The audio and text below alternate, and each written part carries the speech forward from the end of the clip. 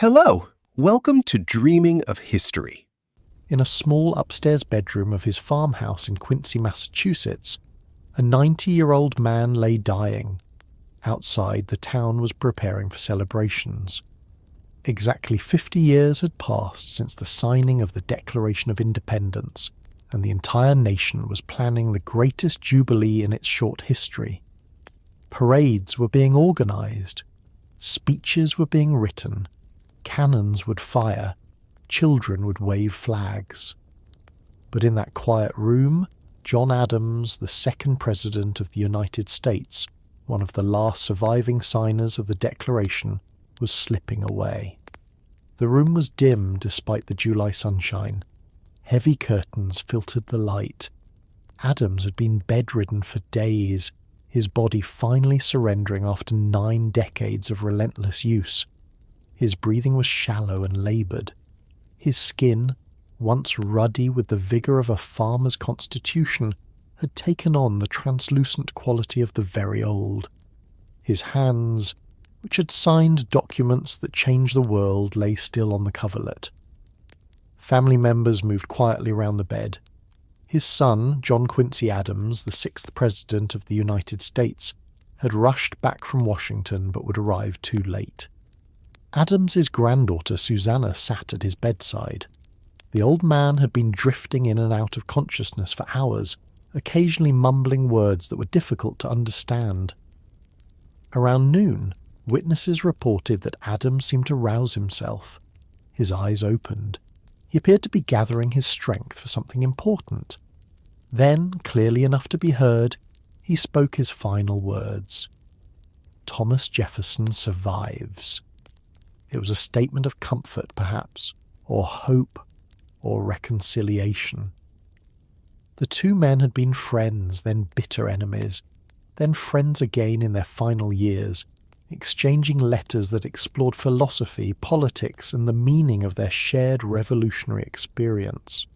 Adams, facing death, seemed to find solace in the thought that his old friend and rival still lived. But Adams was wrong. 500 miles to the south, at Monticello in Virginia, Thomas Jefferson had died just a few hours earlier, also on July 4th, also at the age of 83, also one of the last living signers of the Declaration. Neither man knew that the other was dying on the same day, at nearly the same hour, on the precise 50th anniversary of the document that had defined both their lives. The coincidence was so extraordinary, so perfectly symbolic, that when the news spread across the nation, many people refused to believe it. It seemed impossible, a story too neat for reality. Two of the greatest founders, the principal author of the Declaration, and one of its strongest advocates, dying together on the document's jubilee. It was as if history itself had arranged a final cosmic punctuation mark. Consider the strangeness of this moment.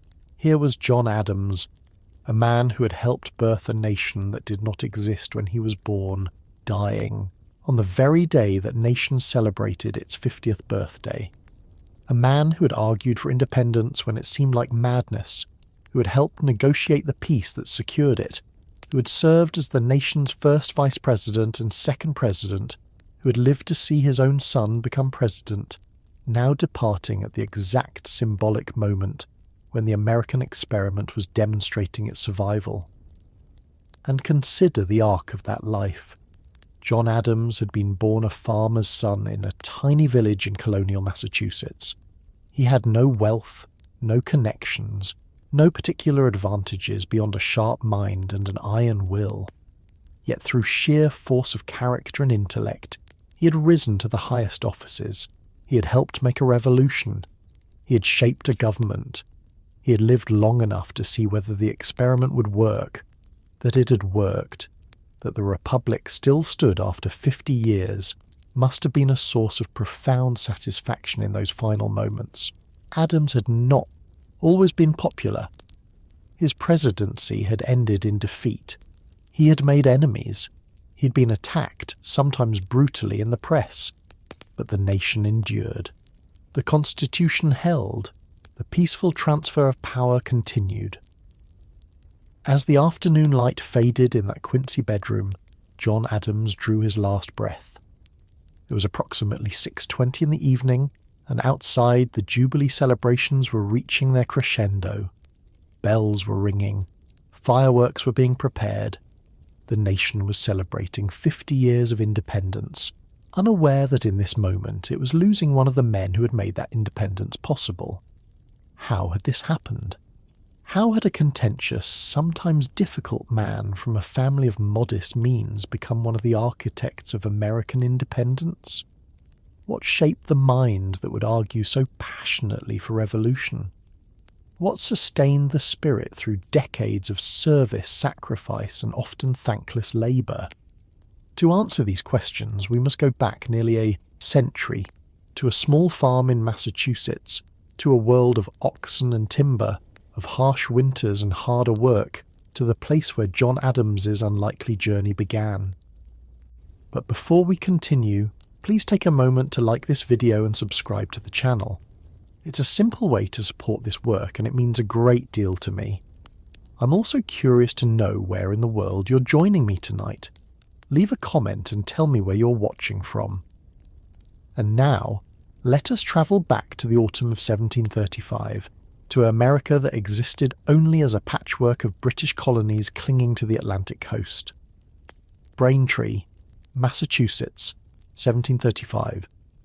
The town of Braintree lay about 10 miles south of Boston, a cluster of farms carved from rocky New England soil. This was Puritan country, settled a century earlier by English immigrants seeking religious freedom and fleeing what they saw as the corruption of the Church of England. By 1735, the first generation of zealots had passed into memory, their names carved on weathered headstones in the town cemetery. But the Puritan ethic remained as strong as ever. Hard work was a virtue, perhaps the highest virtue. Education was essential, for how else could a person read the Bible and understand God's word? Church attendance was mandatory, enforced by law and social pressure. Success was evidence of God's favour, and failure suggested moral deficiency or hidden sin. The land itself was unforgiving in ways that shaped the character of everyone who lived there. New England's soil was thin and acidic, studded with stones that seemed to multiply each spring as frost heaved new rocks to the surface. Farmers spent generations digging out these stones and piling them into the walls that still mark the region, monuments to patience and back-breaking labour. The growing season was short, perhaps 120 days between the last frost of spring and the first frost of fall. A late spring or early autumn could destroy a year's work. Winters were brutal, arriving early in November and lingering late into April. Snow could fall 6 feet deep. Temperatures plunged below zero. Farm families huddled in houses built to conserve heat, with small windows and massive central chimneys. They survived on stored food and whatever livestock they could keep alive through the cold months. Every fall was a race to get crops harvested, wood chopped and stacked, food preserved, before winter arrived and made outdoor work impossible. Summers, when they finally came, brought different challenges. The same rocky soil that made ploughing so difficult also dried out quickly, requiring constant attention to crops. Hay had to be cut and dried at exactly the right moment, not too early when it was still too moist, not too late when it had lost its nutritional value. Gardens required daily weeding. Livestock needed tending. Fences needed mending. The work never stopped. A family could work from dawn to dark for decades and accumulate only modest wealth. There were no shortcuts in New England farming, no easy paths to prosperity. But they could accumulate something more valuable in this particular culture: respectability, a reputation for honest dealing, for paying debts, for meeting obligations, for contributing to the community. In a society where everyone knew everyone else, and where reputation mattered more than money, respectability was a form of wealth that could sustain a family through generations. Into this world on October 30th, 1735, John Adams was born. The date would later be adjusted when the British Empire switched from the Julian to the Gregorian calendar, making his birthday October 19th by the old system, but he always celebrated on the 30th of October. His father was also named John Adams, and he was a figure of considerable standing in Braintree despite his modest circumstances. The elder Adams was a farmer first and foremost, as nearly everyone was in that time and place, working perhaps 40 acres of rocky land that stretched from the main road down toward the marshes where salt hay grew thick in season. The land had been in the Adams family since the 1630s, accumulated piece by piece through purchase and inheritance, worked by 3 generations before John was born. But the elder John Adams was also more than a farmer, and this made all the difference in his son's life.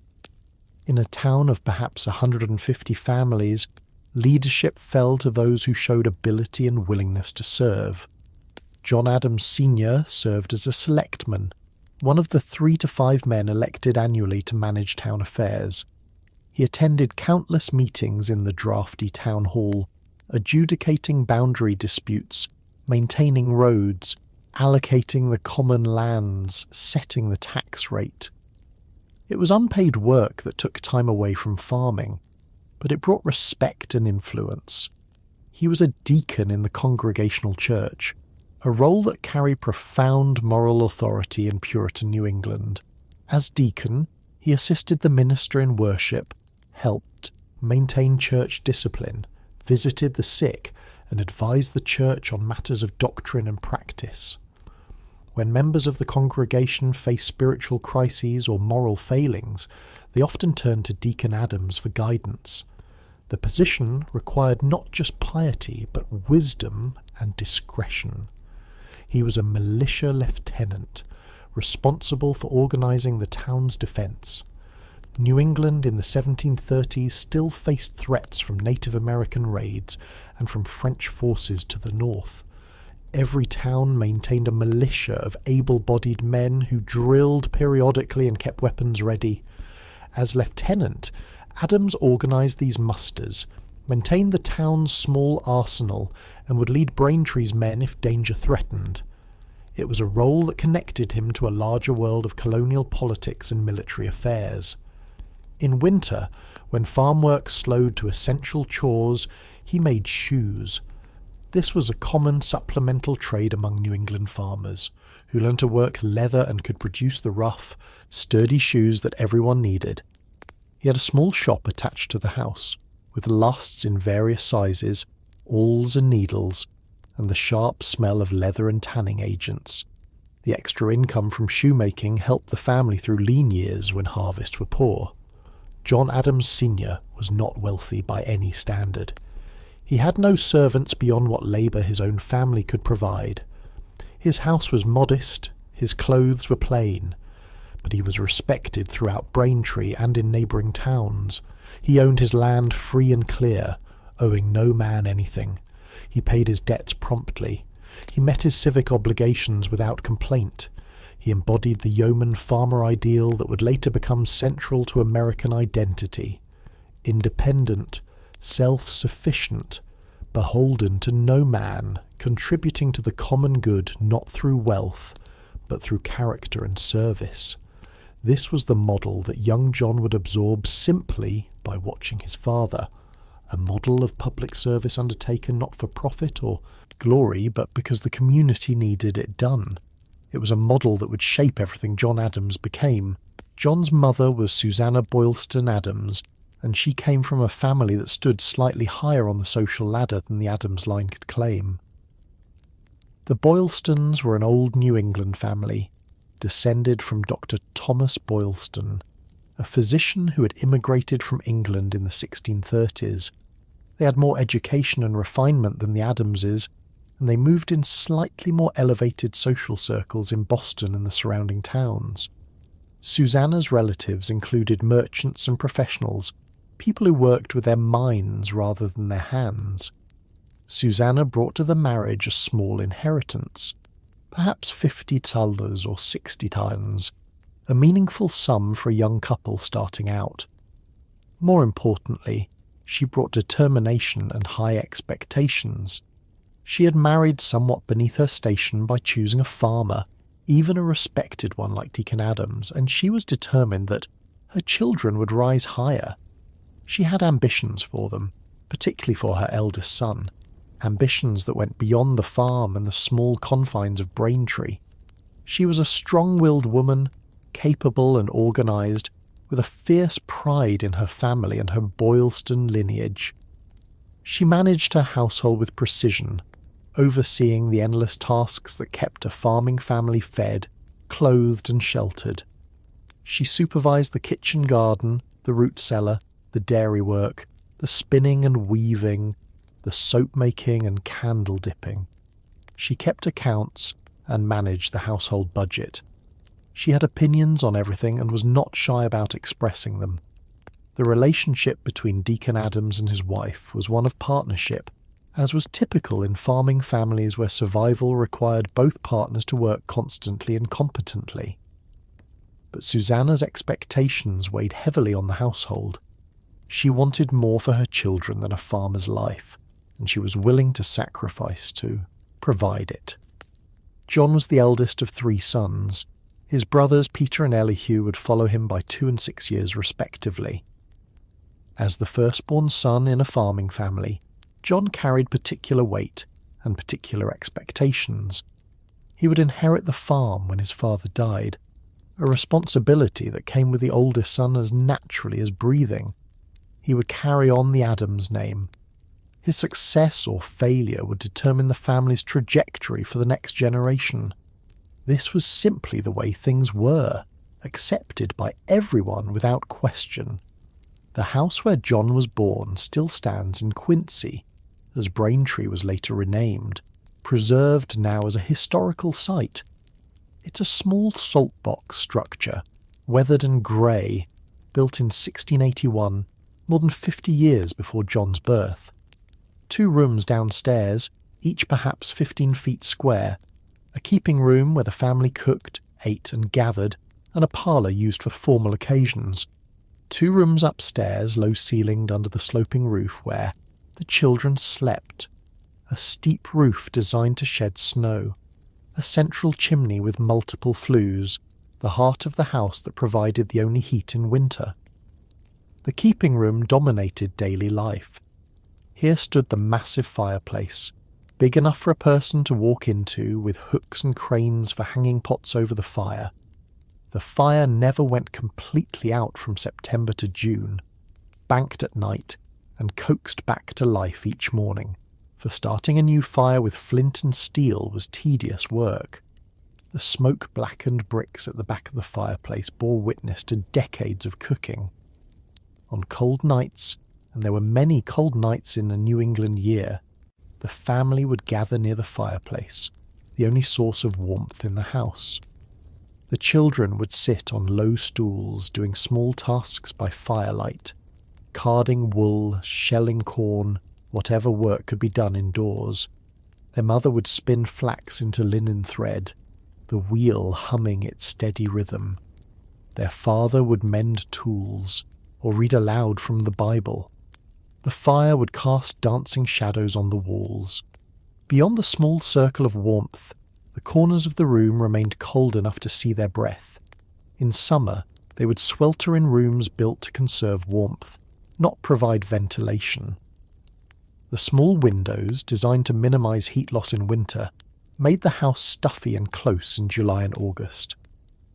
But summers passed quickly in New England. Soon enough cold would return, and they would be grateful for those thick walls and small windows. Life in this house and on this farm was dominated by work, endless work that shaped the rhythms of the day and the seasons of the year. Farming in New England was not a seasonal occupation where you planted in spring, tended crops in summer, harvested in fall and rested in winter. It was a year-round struggle against soil, weather, and the constant threat of failure. Spring meant ploughing as soon as the ground thawed enough to break, racing to get seeds in the ground before the brief growing season slipped away. The heavy plough had to be dragged through rocky soil by a team of oxen, with someone, often a boy of 12 or 14, walking alongside, goading the animals forward. The ploughman followed behind, fighting to keep the blade at the right depth, wrestling the handles when the plough struck yet another rock. It was brutally hard work that left a man's arms aching and his back screaming by day's end. After ploughing came harrowing to break up clods, then planting, corn, rye, oats, flax for linen. Each seed went into the ground by hand, dropped into furrows and covered with soil scraped over by foot. An acre of corn required thousands of seeds, each one planted individually. The work went on day after day until every arable inch was sown. Spring also meant repairing whatever winter had damaged. Fences that frost had heaved out of position needed to be reset. Roofs where ice had worked, shingles loose, needed patching. Tools that had cracked in the cold needed mending. Every building and structure on the farm required constant maintenance. Summer meant endless weeding. In that rich, moist climate, weeds grew as fast as crops, and if you didn't stay ahead of them, they would choke out everything you'd planted. Someone had to move through the corn rows daily, pulling weeds by hand or chopping them with a hoe. The work was hot, monotonous, and never-ending. Haying was summer's great crisis, the moment when everything depended on getting the timing exactly right. Salt hay in the marshes had to be cut when it was mature, but before it went to seed. The hay had to be cut with scythes, raked into piles, loaded onto carts and brought to the barn. And all of this had to happen during a stretch of dry weather, because wet hay would mould and rot and be useless for winter feed. Every farming family watched the sky obsessively during haying season. A sudden thunderstorm could ruin days of work. Hay left in the field during rain would be ruined. So when good weather came, everyone worked frantically, sun up to sundown and beyond by moonlight if necessary, to get the hay in before the weather changed. Children too young to swing a scythe would rake. Women would help load carts. Everyone worked because the survival of the livestock through winter depended on having enough good hay. Fall brought the harvest, and again, timing was everything. Corn had to be cut and shocked, apples picked and stored, root vegetables dug and put into the root cellar. The first hard frost would kill anything still in the field, so there was a desperate race to get everything harvested. A farmer might work 16-hour days in September and October, knowing that every day of good weather was precious. Fall was also slaughtering time. Pigs fattened all summer had to be killed and butchered before winter. The work was bloody and difficult, requiring multiple people to hoist the carcass, scald it to loosen bristles, gut it, cut it into manageable pieces. Nothing was wasted. The meat was salted or smoked for preservation. Fat was rendered into lard. Blood was saved for blood pudding. Even the bladder was cleaned and dried to be used as a storage container. Winter, when it finally came, didn't bring rest. It brought different work. Livestock needed feeding twice daily. Water carried from the well since the troughs would freeze solid.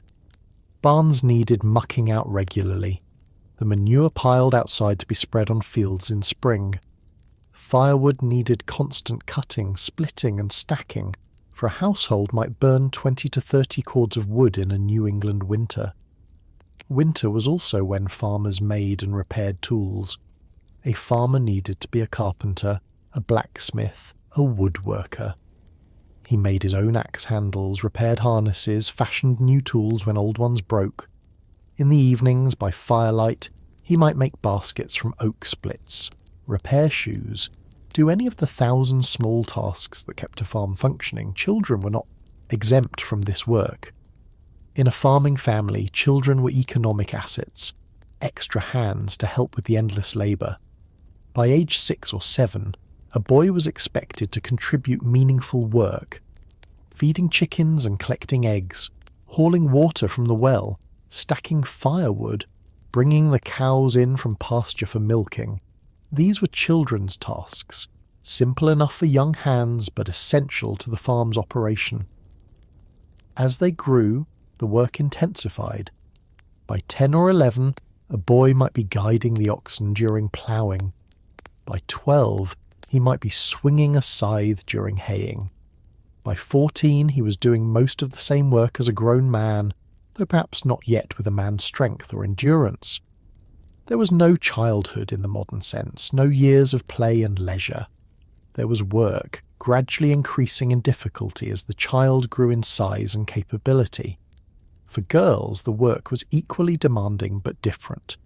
They helped their mothers with the endless domestic tasks: cooking, cleaning, spinning, weaving, sewing, preserving food, making soap and candles, tending the kitchen garden, caring for younger siblings. A farmer's daughter worked just as hard as his son, learning the skills she would need to manage her own household when she married. This was young John Adams's world, a world of constant work, where every day brought tasks that had to be done regardless of weather or inclination. It was a world that taught endurance, perseverance, the ability to keep working even when exhausted. It was a world that left a little time for books or abstract thought, which made his father's determination to educate him all the more remarkable. But the Adams household valued education as much as labour. This was not universal in rural New England. Many farming families saw education as an impractical luxury, something that might make a boy unsuited for the hard physical work that survival demanded. But Deacon Adams, as John's father was called, believed differently. He could read and write, abilities that set him apart from many of his contemporaries. He wanted more for his son. In colonial New England, basic education began at home. Children learned their letters from parents or older siblings, using hornbooks, small wooden paddles with printed alphabets protected by thin sheets of transparent horn. They learned to read from the Bible and from the New England Primer, a grim little book filled with moral lessons and reminders of mortality. But formal schooling was also available, even in a small town like Braintree. A local dame school, run by a woman in her home, provided basic instruction for young children. For a few pence per week, children would gather in a neighbour's kitchen to practice reading, writing and arithmetic. The quality varied wildly depending on the teacher's ability and temperament. Young John Adams attended such a school, and by all accounts, he was not initially impressed with the experience. He was a stubborn, energetic boy who preferred outdoor work to sitting still on a hard bench. He later recalled that he would rather be doing almost anything else than conjugating Latin verbs or copying moral maxims. His father had different ideas. Deacon Adams saw in his eldest son an intelligence that could be cultivated, a mind sharp enough for college, perhaps for the ministry. The congregational clergy in New England were among the most respected members of society, educated men who wielded moral authority and lived comfortable, if not lavish, lives. It was one of the few paths available for a boy of modest means to rise above his circumstances. But first, John had to get through school, and at age 10, he announced that he was done with it. The boy who hated school. John Adams' relationship with education began with outright rebellion. At age 10, he informed his father that he would not be returning to school. He hated it. The schoolmaster was boring. The lessons were tedious. He would much rather work on the farm. Deacon Adams was not a man to tolerate defiance. He asked his son what he wanted to do with his life. John replied that he wanted to be a farmer like his father. "Very well," said the elder Adams, and the next morning he took young John out to the marshes to cut thatch, one of the most miserable jobs on a New England farm. Thatch cutting meant wading into muddy tidal marshes and harvesting salt hay with a scythe. It was back-breaking work. The mud sucked at your boots. The hay was coarse and sharp. Insects swarmed. The sun beat down or the wind cut through your clothes depending on the season. It was the kind of work that left a man exhausted and aching. Deacon Adams worked his son hard all day. When they returned home that evening, he asked John if he still preferred farming to school. The boy, according to later accounts, admitted that the marsh work was difficult. His father then explained that there was more to farming than John had imagined. Every day brought hard, physical labour.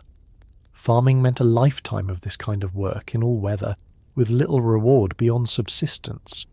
Education, on the other hand, opened other possibilities. A Harvard degree could lead to the ministry, to law, to positions of influence and comfort. His father was willing to sacrifice to provide that education, but John had to be willing to do his part. The lesson worked, at least partially. John returned to school, though his attitude improved slowly. The problem was not his intelligence, but his motivation. He was quick-minded and capable of learning, but he needed to see the purpose in it. His father made a change that proved decisive. He arranged for John to study under a new teacher, a man named Joseph Marsh, who had recently arrived in Braintree. Marsh was different from the previous schoolmaster. He was enthusiastic about learning. He made the subjects come alive. He challenged his students rather than simply drilling them in rote memorization. Under Marsh's tutelage, John Adams discovered something unexpected. He loved learning, not the tedious copying and recitation that had characterized his earlier education, but the real engagement with ideas. He discovered that Latin, which had seemed like a pointless torment, was the key to ancient wisdom. He found that mathematics had an elegant logic. He realized that history was not just a list of dates, but a grand narrative of human achievement and folly. The transformation was remarkable. The boy who had hated school became a dedicated student. He spent hours with his books, often studying by candlelight late into the evening. His father, seeing this change, doubled down on his investment, hiring Marsh to provide additional private instruction to prepare John for the college entrance examination. The goal was Harvard College, located in Cambridge, just a few miles north of Boston. Harvard was the oldest and most prestigious institution of higher learning in the colonies, founded in 1636 to educate congregational ministers. To attend Harvard was to join an elite group. Of the roughly 100,000 people living in Massachusetts in the 1740s, only a few dozen boys each year attended Harvard. For a farmer's son from Braintree, admission would represent an extraordinary leap in social status. The entrance requirements were rigorous. A candidate had to demonstrate competence in Latin and Greek. He had to be able to translate passages from the Bible and classical authors. He had to show basic understanding of rhetoric and logic. The examination was oral, conducted by Harvard's president and faculty, a nerve-wracking experience that had turned back many applicants.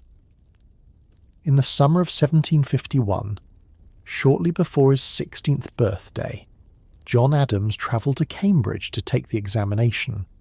He was nervous but prepared. He had spent the previous year studying intensively with Joseph Marsh, mastering the required texts. When the examiners questioned him, he answered clearly and correctly. He was admitted. The financial burden on his family was significant. Tuition, room and board at Harvard cost approximately $8 per year, a substantial sum for a farmer whose annual income might be $30 or $40. Deacon Adams would have to scrimp and save, sell extra produce, perhaps take on additional debt. But he was willing to make the sacrifice. His son would have the education he himself had never received. In August 1751, John Adams arrived at Harvard College to begin his studies. He was 15 years old, the son of a farmer, entering a world of books and ideas that would transform him utterly. Harvard and the awakening Harvard College in 1751 was a small institution by any modern standard, but it loomed large in the imagination of colonial Massachusetts. The campus consisted of a few brick buildings arranged around a yard in Cambridge: Massachusetts Hall, Stoughton Hall, Holden Chapel, and Harvard Hall, which housed the library. Perhaps 100 students were enrolled, at any given time, drawn from the families of ministers, merchants, and more prosperous farmers across New England.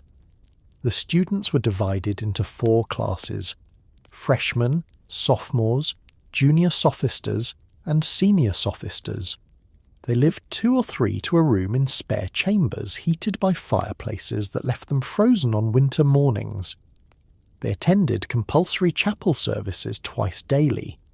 They studied a curriculum focused on classical languages, rhetoric, logic, ethics, natural philosophy, what we would call science, and theology.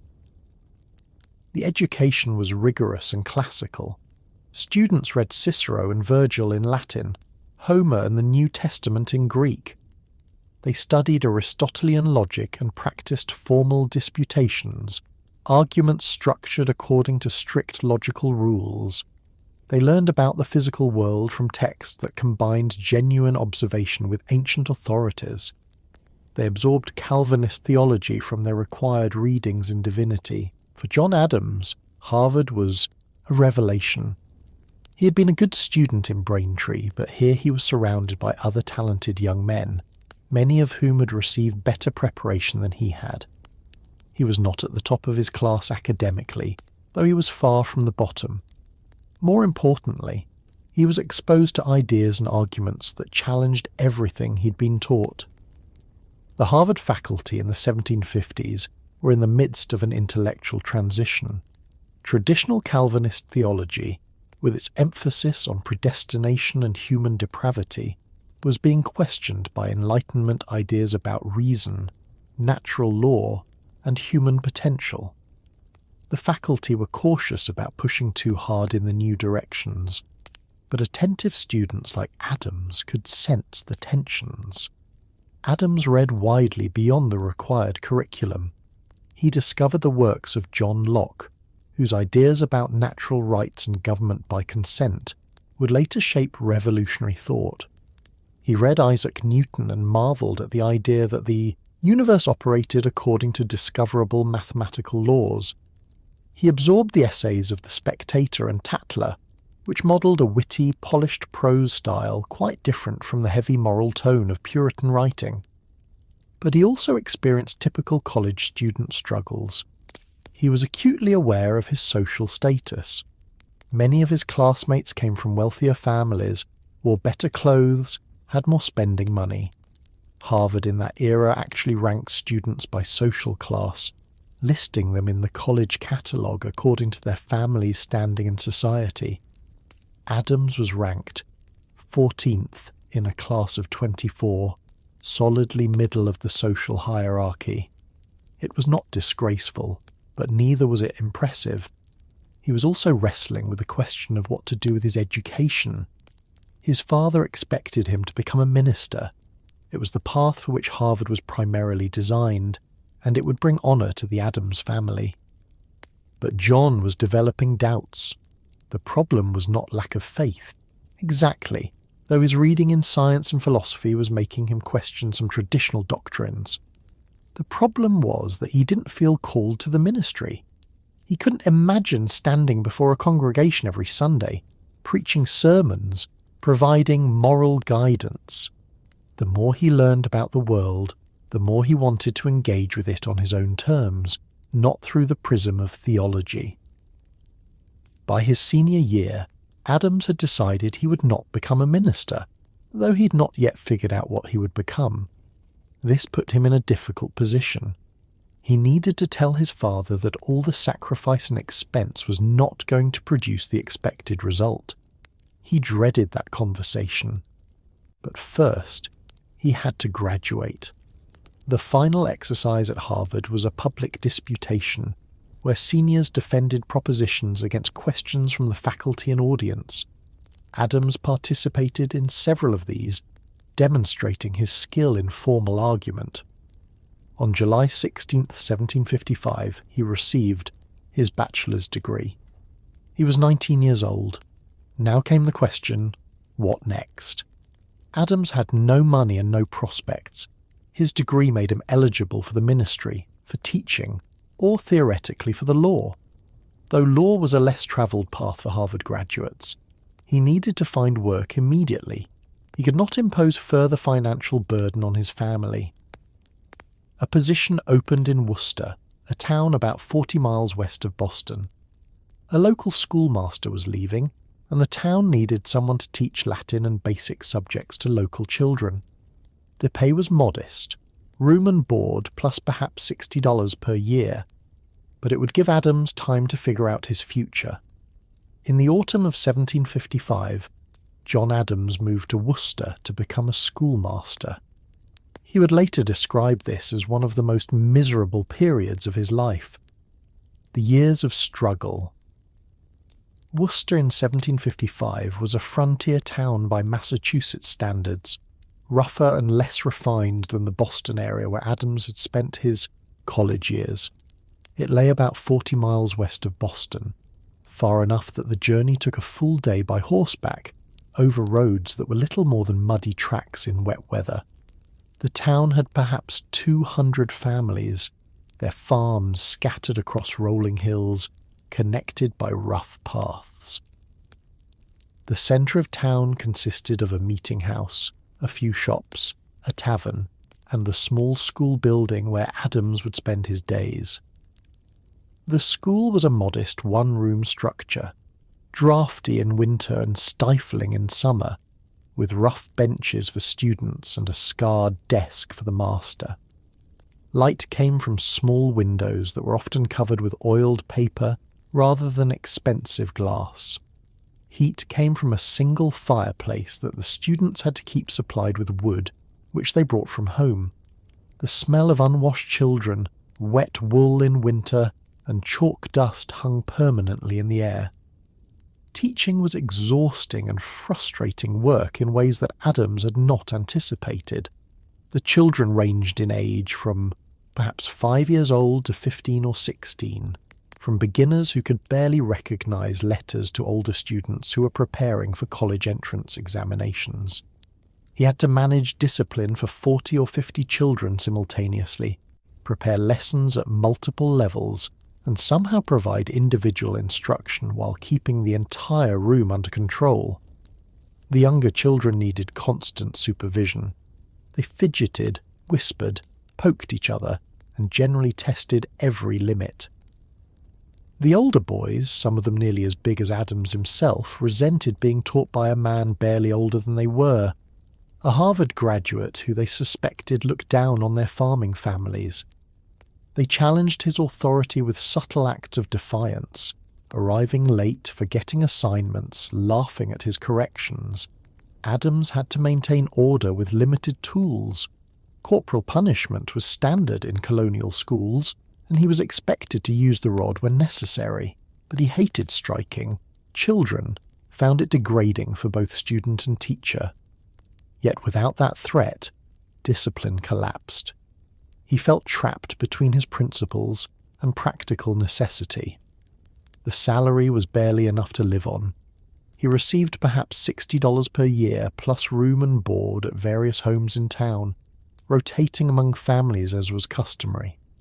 The money was less than he had hoped, and after paying for necessary expenses like clothing, books, and travel, he had almost nothing left. He could not afford to buy the law books he needed. He could not save toward establishing himself in a profession. He was, at age 20, treading water financially. The work offered no intellectual stimulation whatsoever. After 4 years of reading philosophy, debating ideas, and engaging with the finest minds of his generation at Harvard, Adams found himself drilling children in spelling and arithmetic. There were no colleagues to discuss ideas with. The few educated men in Worcester were busy with their own affairs. The town had no library worth the name. In his diary, which he had begun keeping at Harvard and would maintain for decades, Adams recorded his misery with painful honesty. "I have no books, no time, no friends," he wrote in one characteristic entry. "I teach school, and that is all I do." I am nothing. I do nothing of consequence. The days blurred into tedious sameness.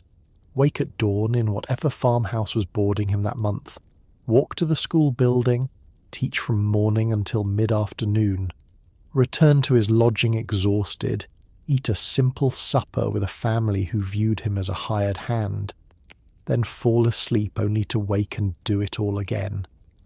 His social position was ambiguous and uncomfortable.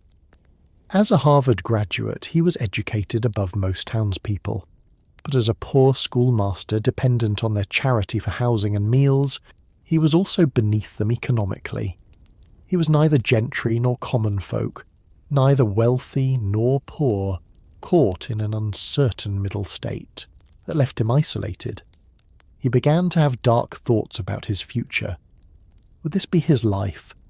Teaching school in provincial towns, scraping by on meagre wages, his Harvard education wasted on drilling farm children in their ABCs? He had worked so hard, sacrificed so much, and for what? To be a village schoolmaster at age 20 with no prospects of anything better. But Worcester, for all its frustrations, also gave Adams something valuable: time to think without distraction, and distance from his father's expectations. In the evenings, when school was done and he'd eaten his simple supper, he would retreat to whatever corner of the house his host had given him, and read by candlelight. He read whatever books he could borrow from the few educated men in town. The minister had some theology and history, a local lawyer had law books, a physician had medical texts and some science. He began to study law systematically on his own, working through whatever legal text he could find. He started with Coke's Institutes of the Laws of England, a massive and difficult work that was the foundation of English law. The prose was dense, the concepts complex, the reasoning often circular and obscure. But Adams persisted, reading slowly, taking notes, trying to master the fundamentals. The more he read, the more convinced he became that law was his calling. Law combined everything he valued: logical reasoning, mastery of texts, practical application, and opportunities to engage with important questions about justice, rights, and social organization. Lawyers argued in public, defended principles, shaped society. They had status and income. They mattered. Law also offered a path upward that did not require family connections or inherited wealth. A talented lawyer could build a practice through ability and reputation. Unlike the ministry, which required conformity to established doctrines, law rewarded independence and originality of thought. A lawyer could take unpopular positions, defend unpopular clients, and still succeed if he was skillful enough. Adams' resolve hardened through that difficult year in Worcester. He would study law. He would leave teaching as soon as he could arrange it. He would find an attorney willing to take him as an apprentice. And he would work as hard as necessary to succeed, no matter how long it took or how many obstacles he faced. The law in colonial America was not yet the organized profession it would become. There were no law schools, no bar examinations, no formal requirements. To become a lawyer, a young man typically apprenticed himself to an established attorney, reading law in the attorney's office while helping with clerical work. After a few years, if the attorney judged the student ready, he would be admitted to practice before the local courts. Adams approached a Worcester attorney named James Putnam and asked to study law in Putnam's office. Putnam agreed, and in 1756 Adams began his legal education while continuing to teach school. He would teach during the day and study law in the evenings and on weekends. It was a grueling schedule, but Adams was driven by a growing clarity about his ambitions. He wanted more than a comfortable life. He wanted to achieve something significant. He wanted, though he was embarrassed to admit it even in his private diary, to become famous, to be remembered, to leave a mark on the world. These were not modest aspirations for a schoolmaster from Braintree, but they burned in him with increasing intensity. For 2 years, Adams studied law with Putnam while teaching school. He read Coke's Institutes, Blackstone's commentaries, and dozens of other legal texts. He learned about contracts, property, torts, and criminal law. He practiced writing legal arguments. He observed court proceedings when he could. In 1758, after 2 years of study, Adams decided he was ready to begin practicing law. He was 23 years old, and he could not afford to spend more time as a schoolmaster. James Putnam wrote him a letter of recommendation, testifying to his diligence and ability.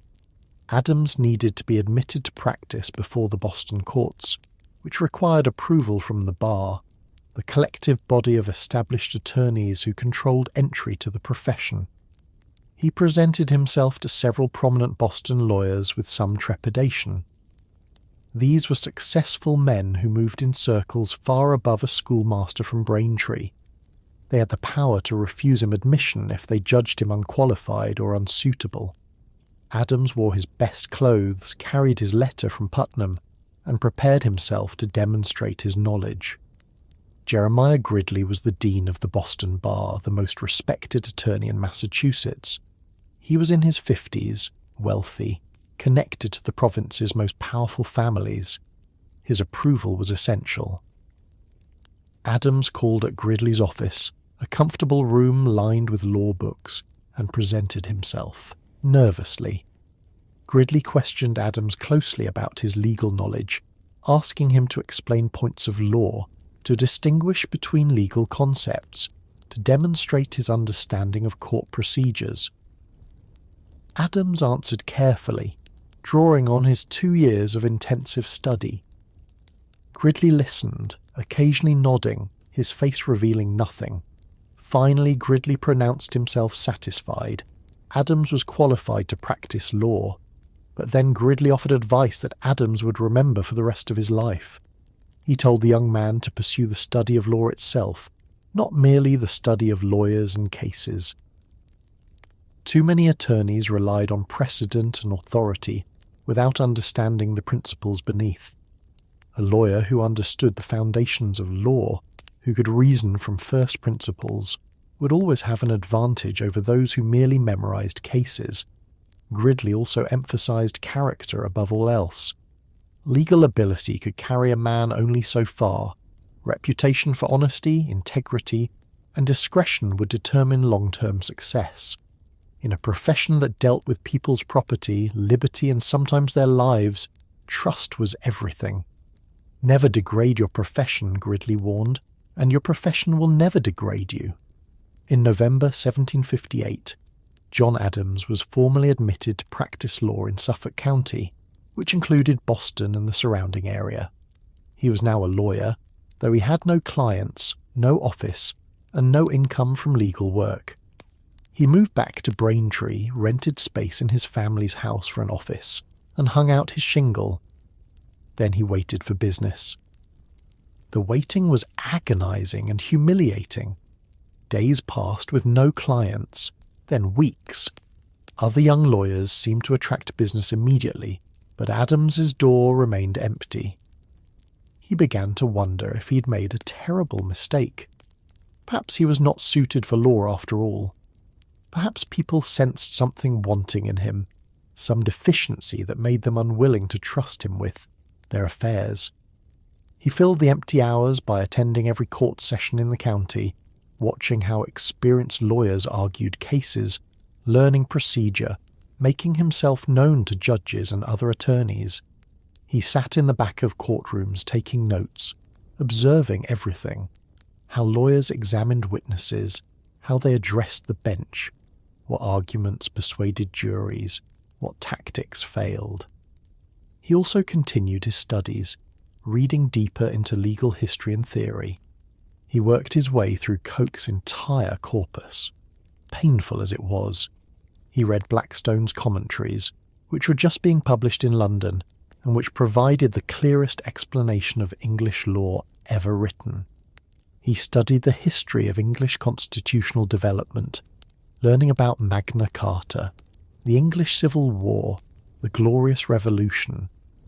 This intensive self-education would eventually pay enormous dividends, giving Adams a deeper understanding of legal principles than most of his contemporaries possessed. But in 1759, as he sat in his makeshift office day after day with no clients, it seemed like pointless effort. The few cases that came his way in those early years were trivial and barely paid enough to cover expenses. Small debt collections, minor property disputes, writing wills for farmers. The fees were a few shillings per case, not nearly enough to live on. He was still dependent on his family, still living in his childhood home at age 24, and it was humiliating. He kept meticulous records of every case in a book he labelled Minutes of Causes. Each entry recorded the parties, the nature of the dispute, the arguments made, the outcome, and the fee received, if any. Reading through these entries from 1759 and 1760 is to witness a young lawyer struggling to establish himself, taking any case that came along, working for minimal compensation, slowly building experience. But Adams was patient, methodical, and relentless. He attended every court session. He cultivated relationships with town selectmen and church deacons who might need legal services or could refer clients. He wrote out legal precedents in careful longhand, building his own reference library since he could not afford to buy law books. He studied constantly, determined to know more than his competitors. Slowly, painfully slowly, his practice grew.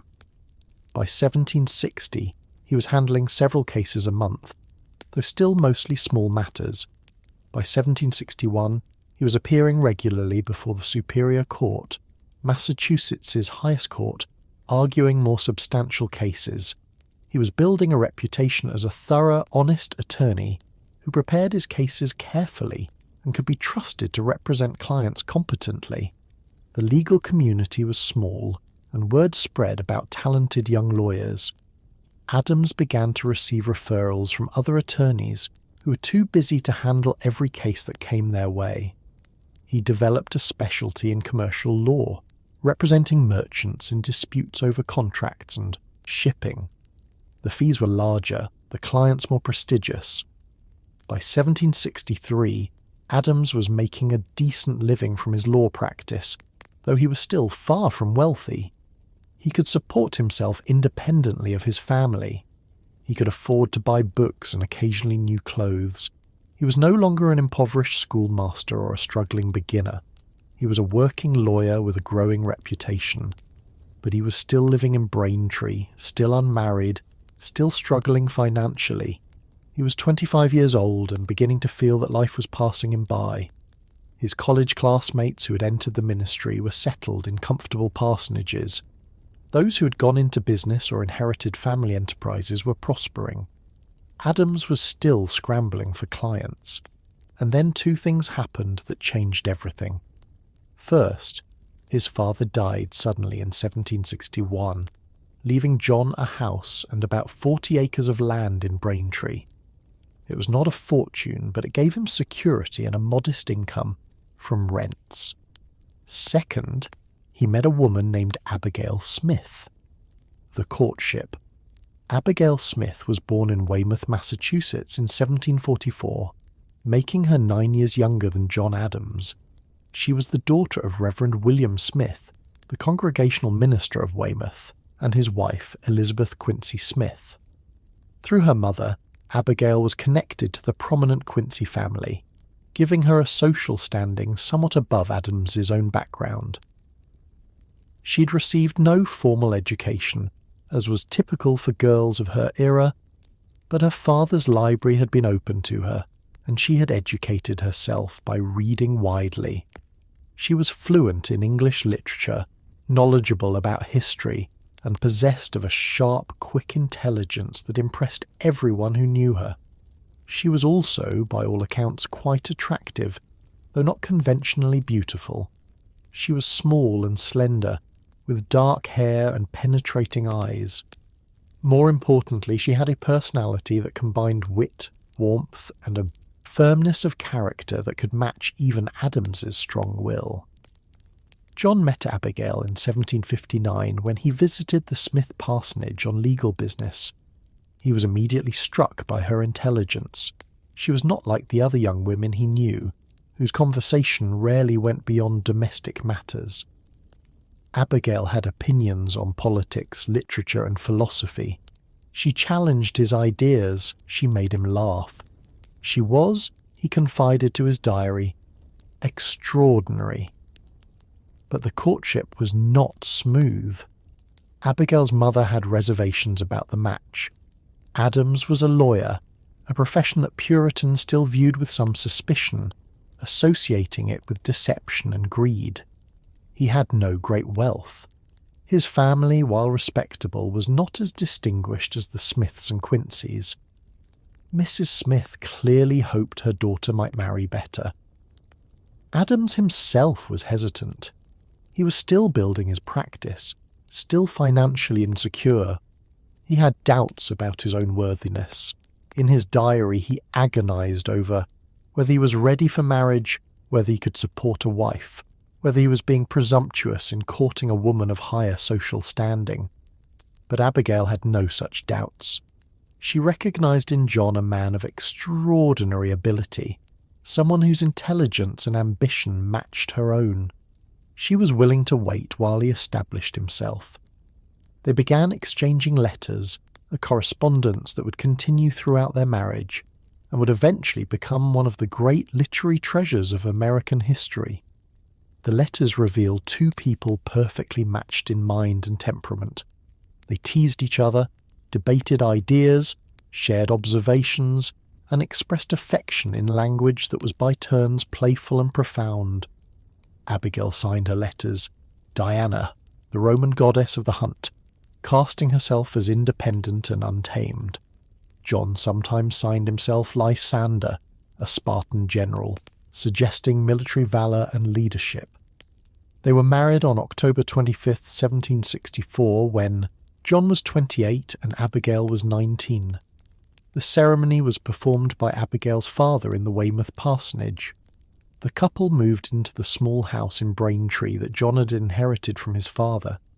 It was a modest beginning, but it was theirs. The marriage would last 54 years, until Abigail's death in 1818. It would survive long separations, political controversies, personal tragedies, and the tremendous pressures of public life.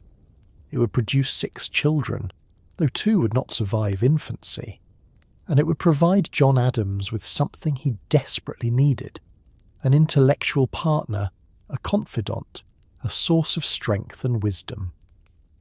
Abigail Adams was not content to be merely a supportive wife.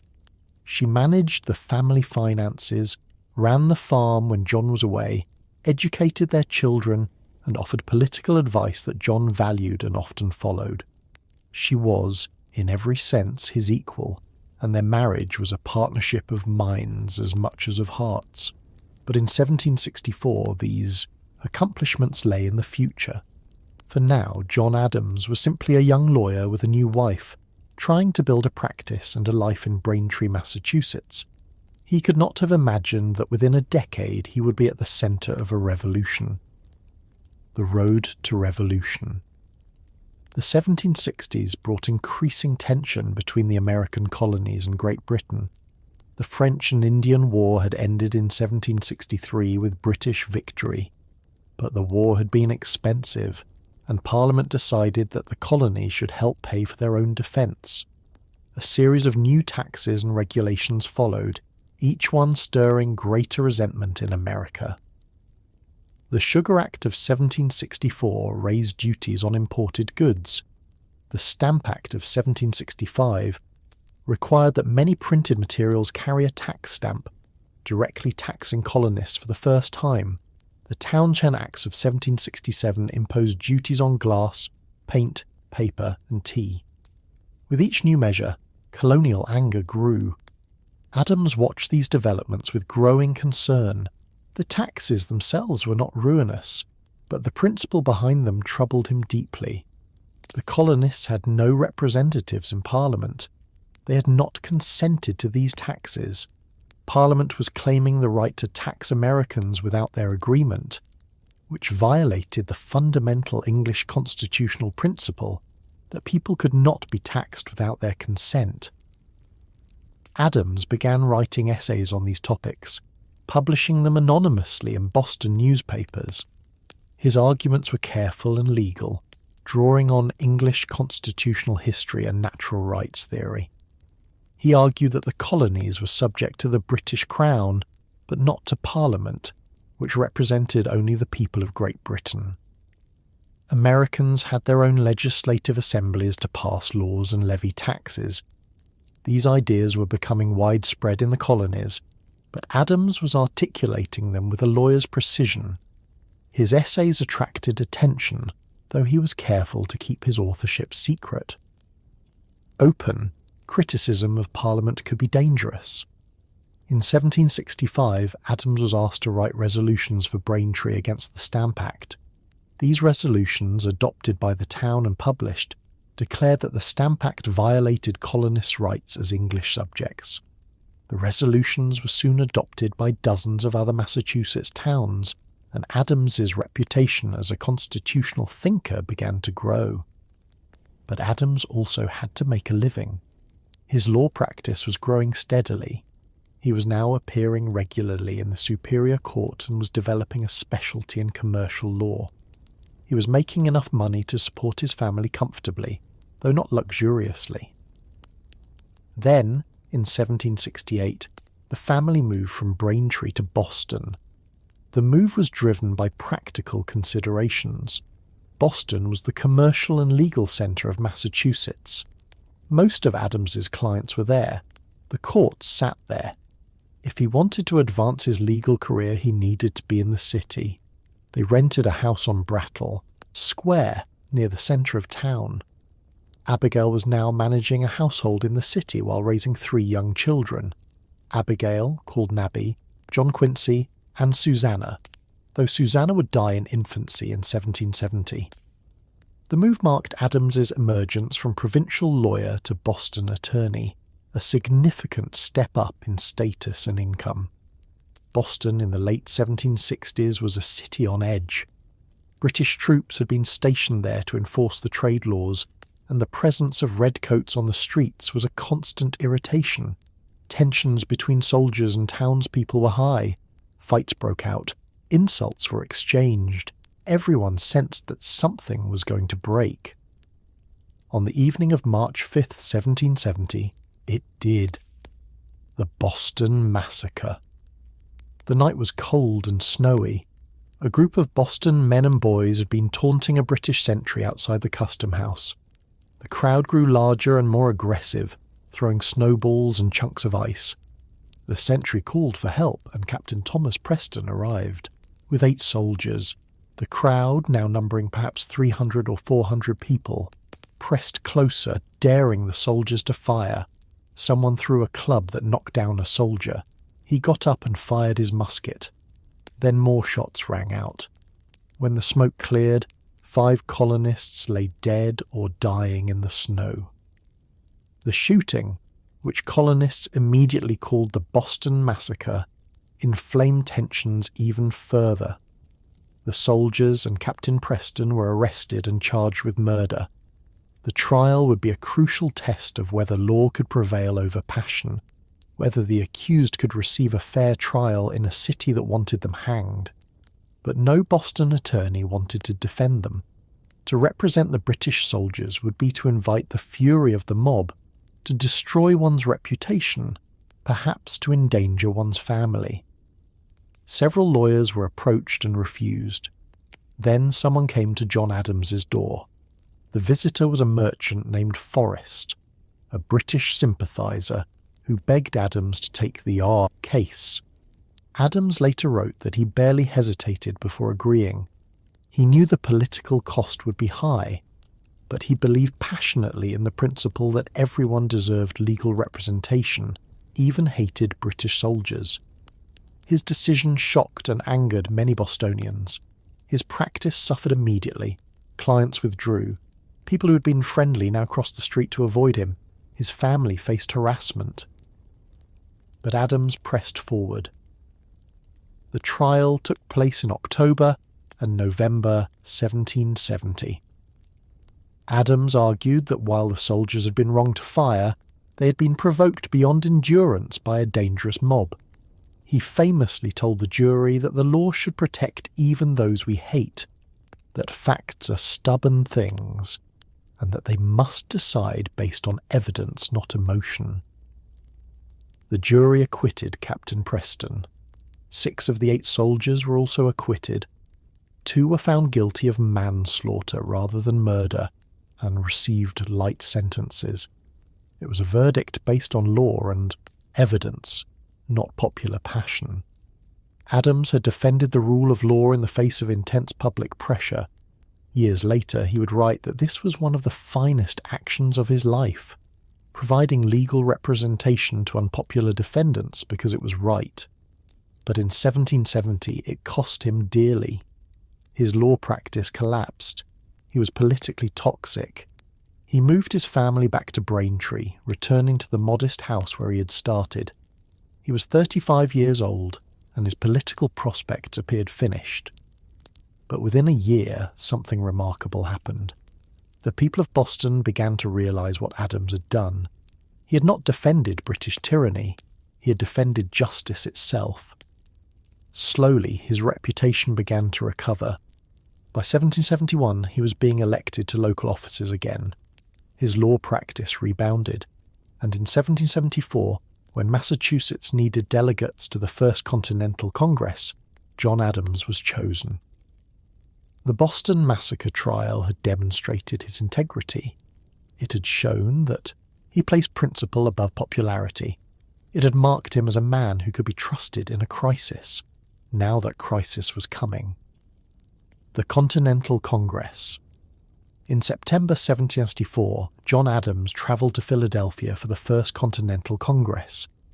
Delegates from 12 colonies had gathered to coordinate resistance to British policies, specifically the intolerable acts passed in response to the Boston Tea Party. Adams was 38 years old, a provincial lawyer from Massachusetts, about to meet the great men of America. He was nervous and excited. Philadelphia was the largest city in the colonies, more sophisticated than Boston. The other delegates included George Washington of Virginia, Patrick Henry, and dozens of men whose names Adams knew only from newspapers. The Congress met for nearly 2 months, debating how to respond to British actions. Should they petition the king? Organise a boycott of British goods? Prepare for military resistance? The debates were intense, with radicals like Adams and Samuel Adams of Massachusetts pushing for stronger measures, while conservatives from New York and Pennsylvania urged caution.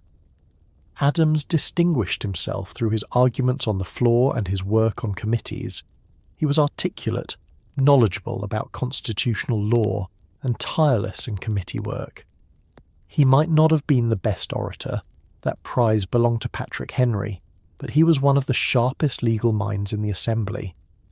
The Congress agreed to a Continental Association, a complete boycott of British goods.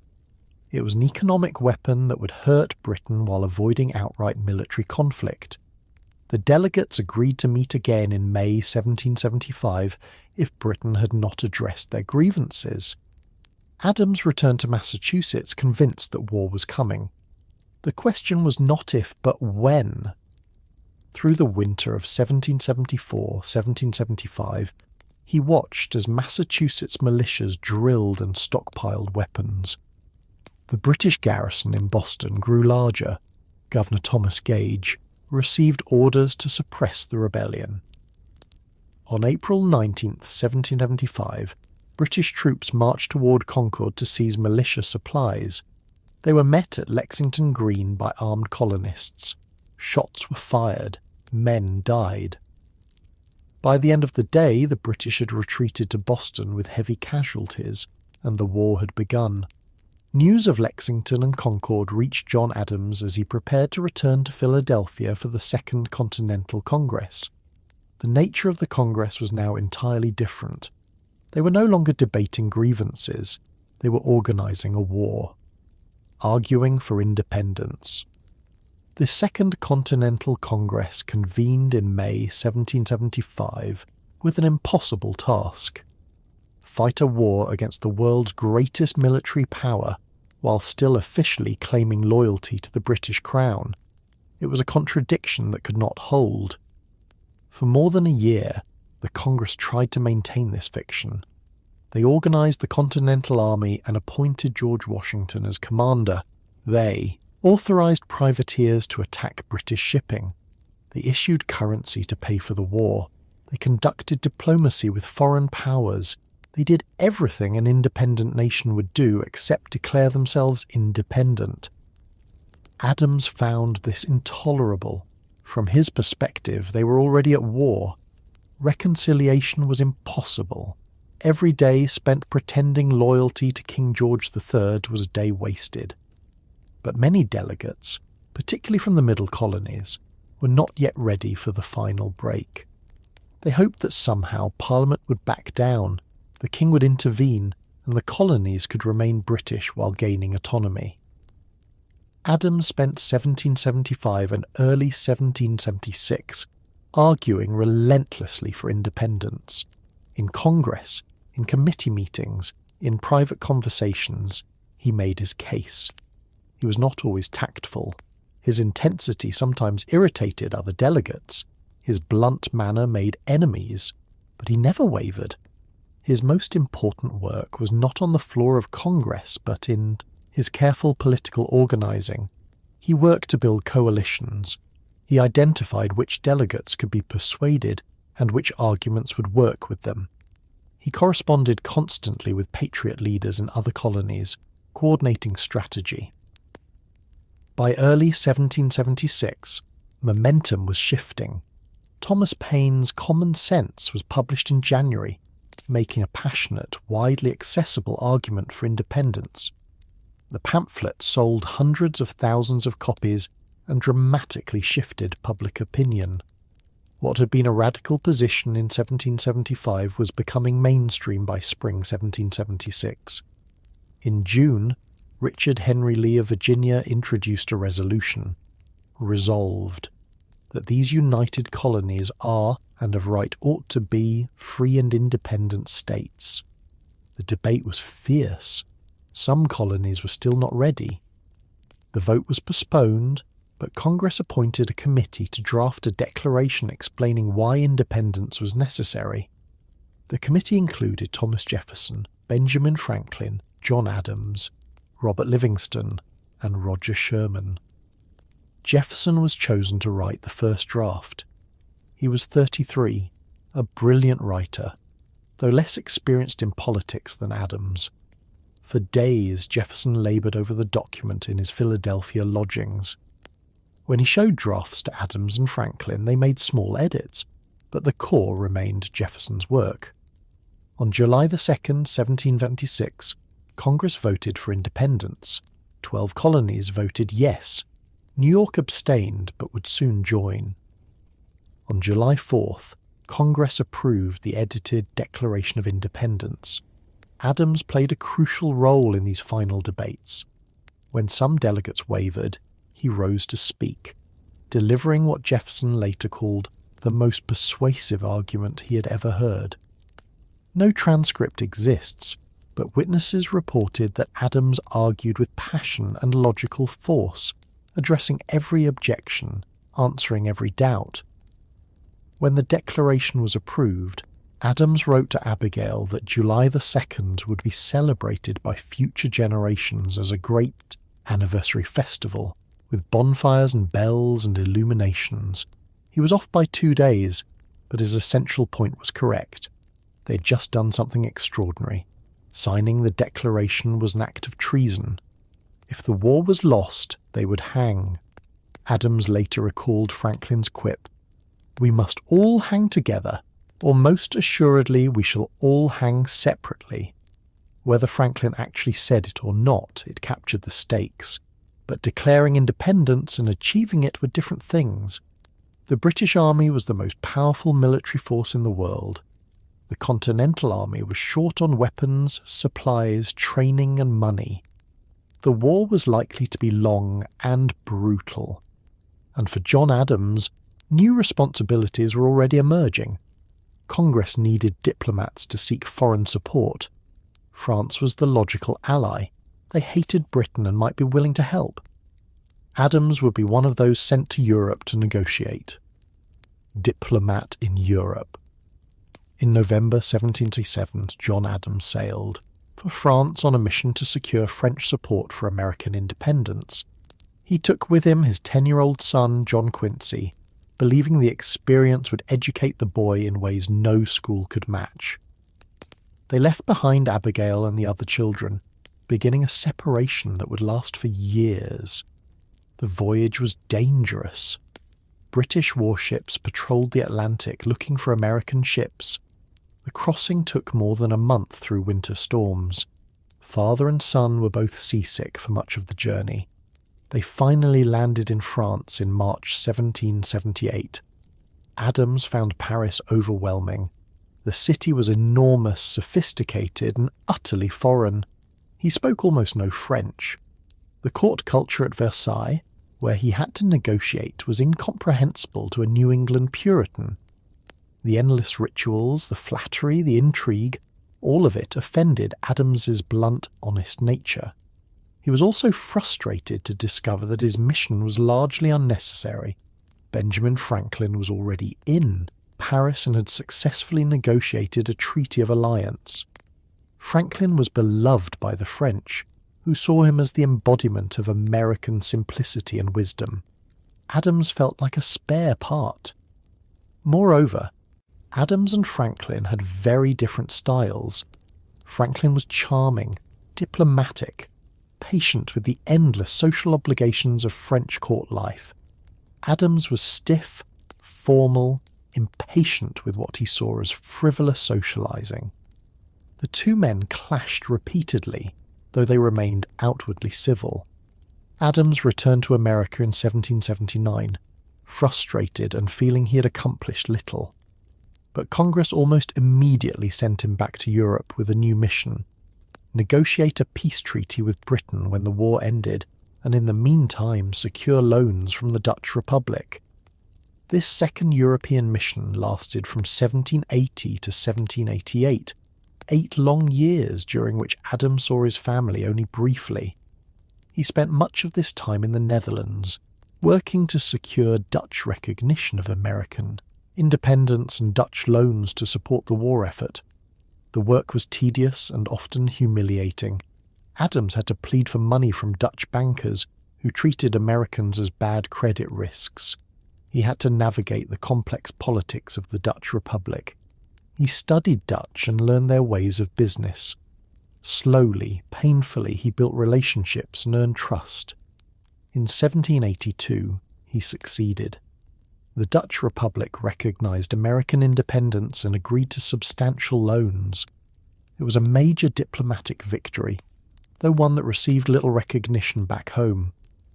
While Washington was winning military glory and Franklin was charming Paris, Adams was doing the unglamorous work of securing financing.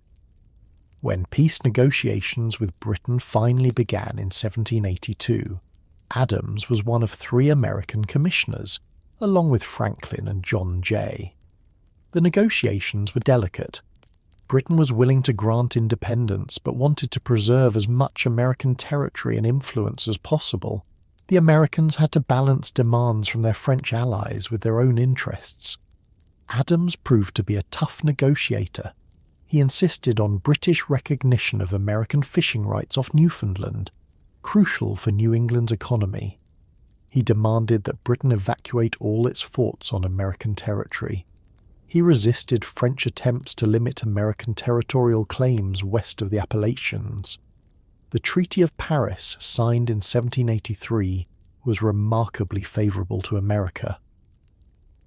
The new nation gained not just independence but vast western territories.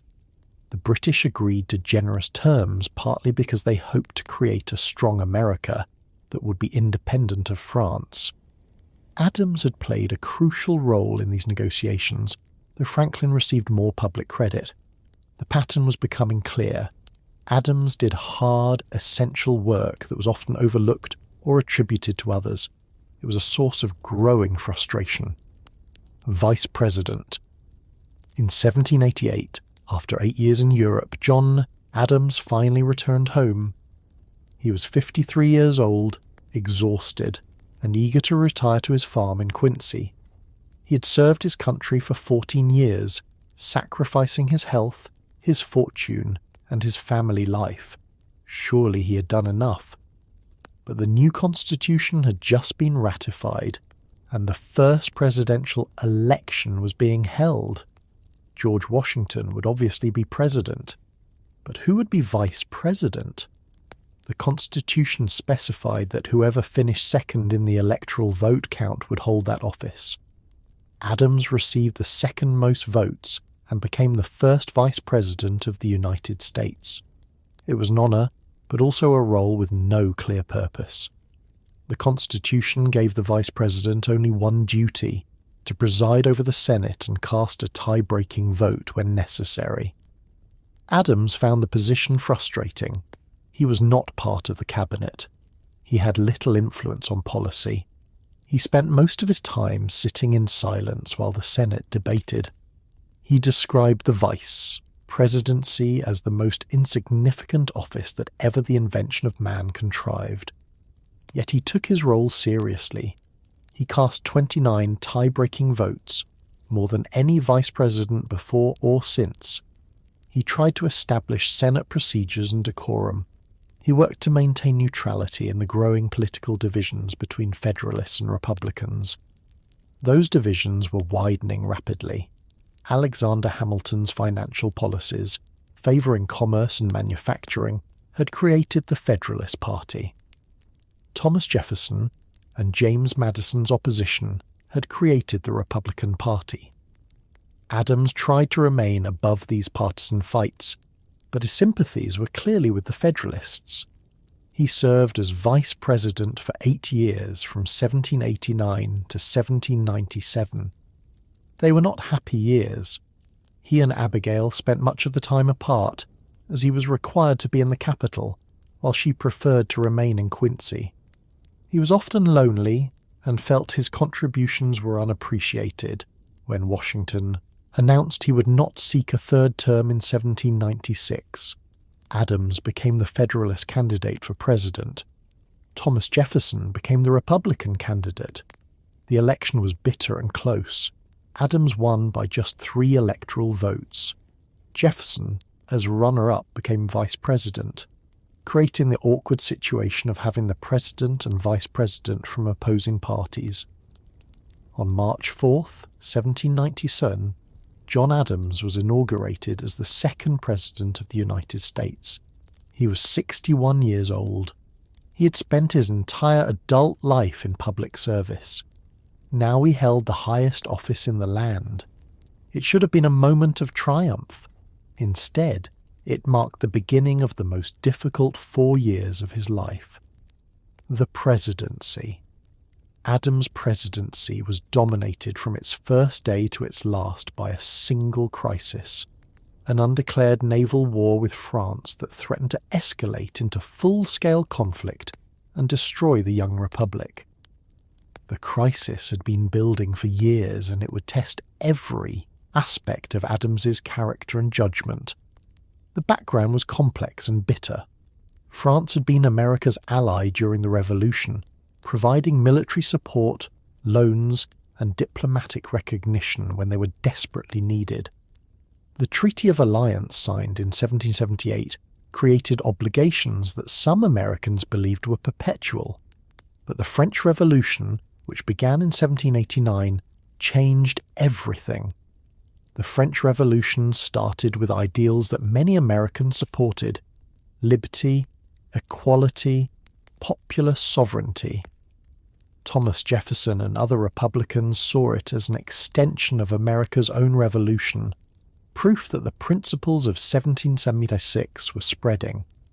But the revolution soon descended into terror, with mass executions, religious persecution, and eventually war with most of Europe. By 1793, revolutionary France was at war with Britain, and the question of American policy divided the country bitterly. Many Americans, particularly Republicans, wanted to support France under the terms of the 1778 treaty. Others, particularly Federalists, thought the treaty no longer applied since the government that signed it had been overthrown. Moreover, they argued, America could not survive a war with Britain. Washington had issued a proclamation of neutrality in 1793, keeping America out of the European war. But France was furious at what they saw as American betrayal. The French began seizing American merchant ships in the Caribbean, claiming that any American vessel trading with Britain was subject to capture. By 1796, hundreds of American ships had been seized, their cargoes confiscated, their crews imprisoned.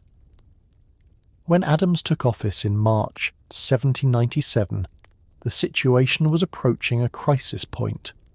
French seizures were increasing. American merchants were demanding protection. The French government, now controlled by a five-man directory, had refused to receive Charles Cotesworth Pinckney as the American minister, effectively breaking diplomatic relations.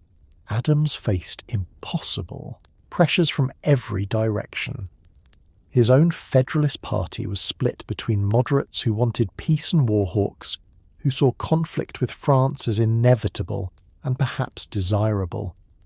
Alexander Hamilton, though holding no office, controlled the Federalist Party machinery and commanded the loyalty of most Federalist congressmen. Hamilton wanted war.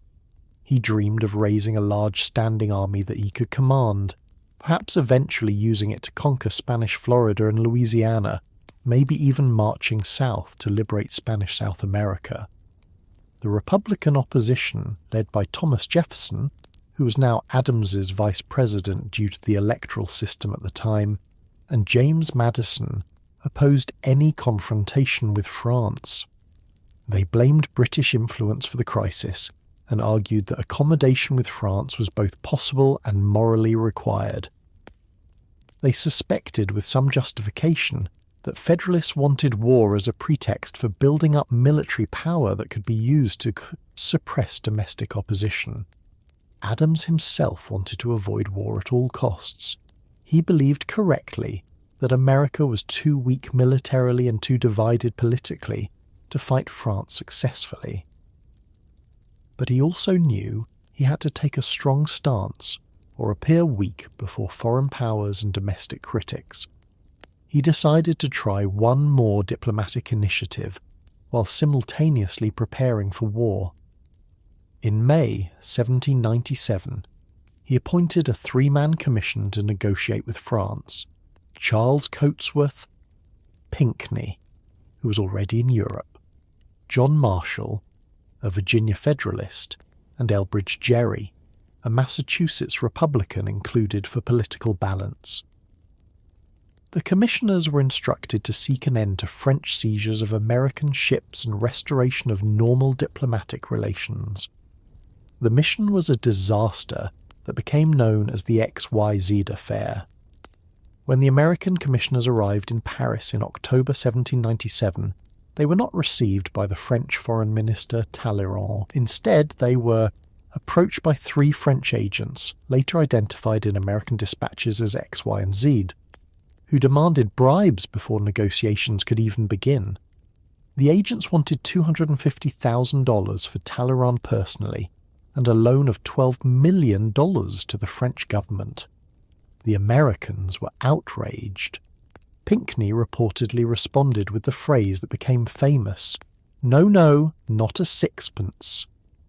When news of the attempted extortion reached America in early 1798, it caused a sensation. The insult to American honor was unbearable. The country erupted in war fever. "Millions for defense, but not 1 cent for tribute" became a popular slogan. Young men volunteered for military service. Congress authorized the creation of a provisional army and a navy department. Taxes were raised to fund military preparations. War seemed inevitable, and even desirable to many Americans who saw France as having betrayed Republican ideals. Adams faced intense pressure to ask Congress for a declaration of war. His own cabinet, members, particularly Secretary of State Timothy Pickering and Secretary of War James McHenry, were secretly consulting with Hamilton and urging war. Public opinion was inflamed. Even moderate Federalists thought war was necessary to defend American honor.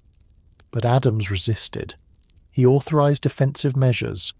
Naval vessels were commissioned to protect American shipping, and an undeclared naval war began in which American and French ships fought each other in the Caribbean.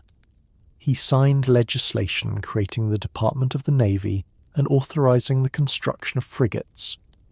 He accepted the appointment of George Washington as commander of a provisional army, though Washington insisted that Hamilton be his second in command, much to Adams's disgust. But he would not ask for a declaration of war.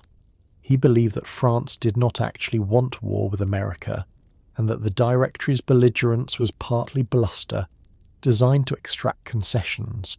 He also suspected correctly that Hamilton wanted war for his own purposes, to build up his political power and military glory. Adams would not give Hamilton that satisfaction. This refusal to seek a declaration of war infuriated the warhawks in his own party. They began to see Adams as weak, indecisive, too moderate. But Adams had learned something important from the XYZ dispatches.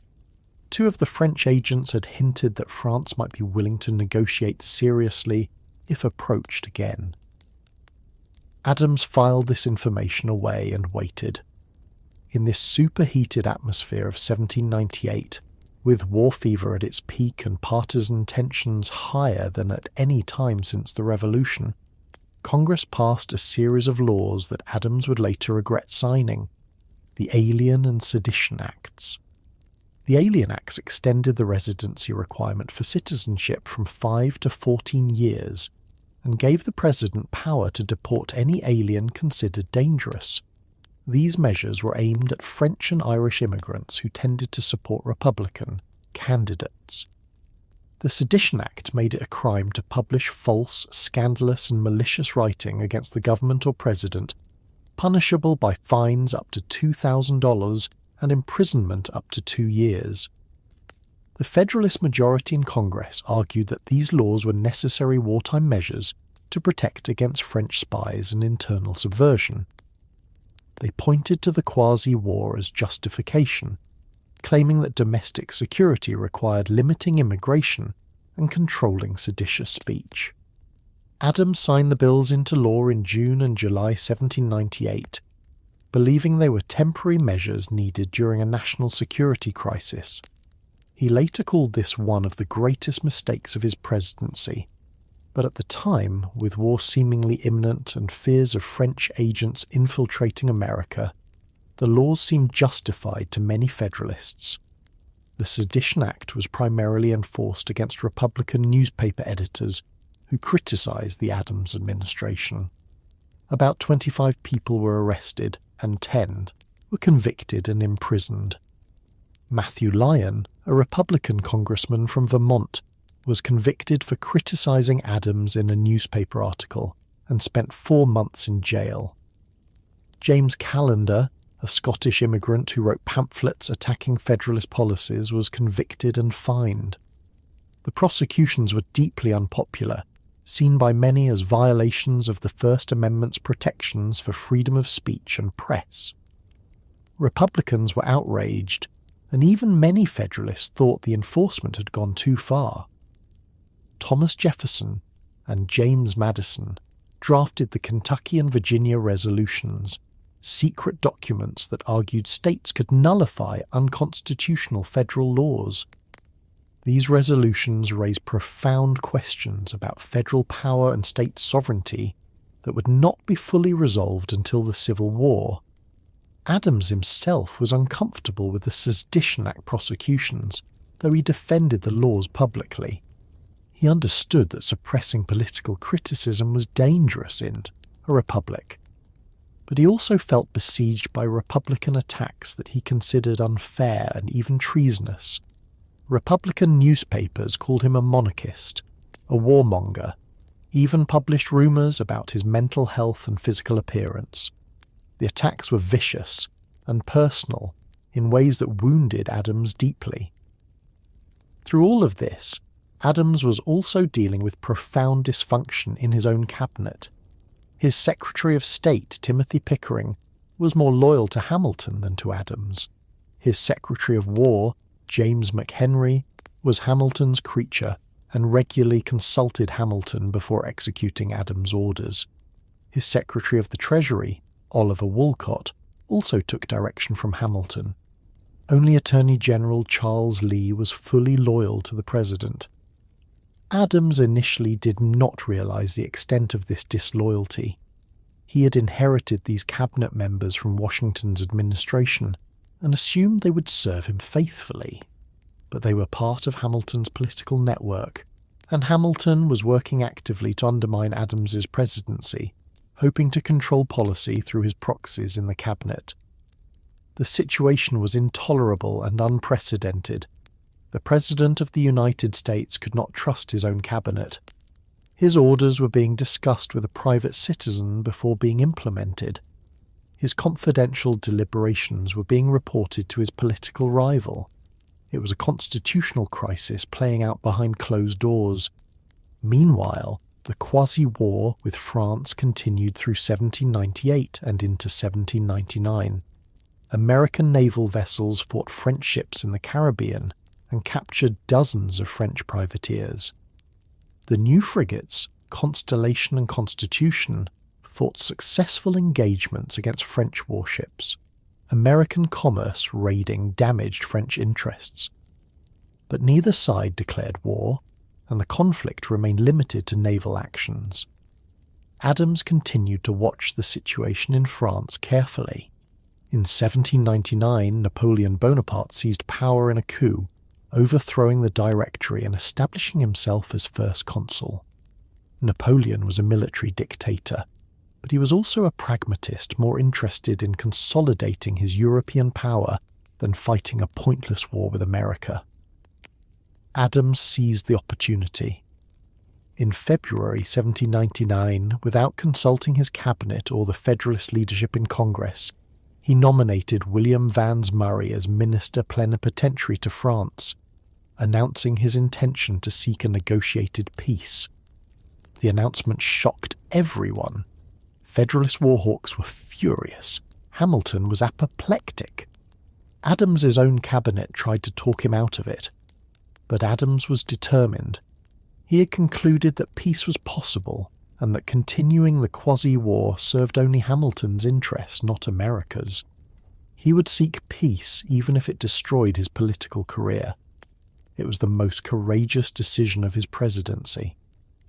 Under pressure from Federalists, Adams agreed to send a 3-man commission rather than a single minister. He appointed Oliver Ellsworth, William Davy, and William Vans Murray. The commission sailed for France in late 1799 and negotiated through most of 1800. The resulting Convention of 1800, signed in September, ended the quasi-war and resolved most outstanding issues between the two nations. But the political damage to Adams was catastrophic. The Federalist Party split openly between Adams supporters and Hamilton supporters. Hamilton wrote a pamphlet attacking Adams's character and judgment, which he intended for private circulation among Federalist leaders, but which was leaked and published. The pamphlet damaged both men, but particularly hurt Adams' re-election chances. The presidential election of 1800 took place against this backdrop of Federalist civil war. Adams faced Thomas Jefferson and Aaron Burr on the Republican ticket. The campaign was vicious.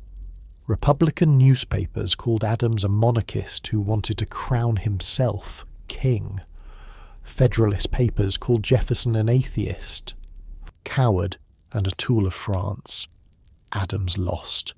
Jefferson and Burr tied in the electoral vote, throwing the election into the House of Representatives, where Jefferson was eventually chosen. The Federalist Party was repudiated. Adams had served 1 term and would not get a second. On the morning of March 4th, 1801, John Adams left Washington before dawn, refusing to attend Jefferson's inauguration. He climbed into a coach and began the long journey back to Quincy. He was 65 years old, bitter, exhausted, and convinced he was a failure. He could not have been more wrong. History would judge him far more kindly than his contemporaries did. The retirement. For the next 25 years, John Adams lived in quiet retirement in Quincy, Massachusetts. He called his house Peacefield, and it was the first real peace he had known in decades. No more public obligations, no more political battles, no more separations from Abigail. Just books, correspondence, walks in his fields, and time with family. At first, retirement was difficult. Adams was hurt by his political defeat and sensitive to criticisms that appeared in newspapers. He read everything written about him and composed long, often bitter responses that Abigail wisely convinced him not to send. He was a man of intense pride, and the rejection stung. But gradually he found contentment. He read voraciously.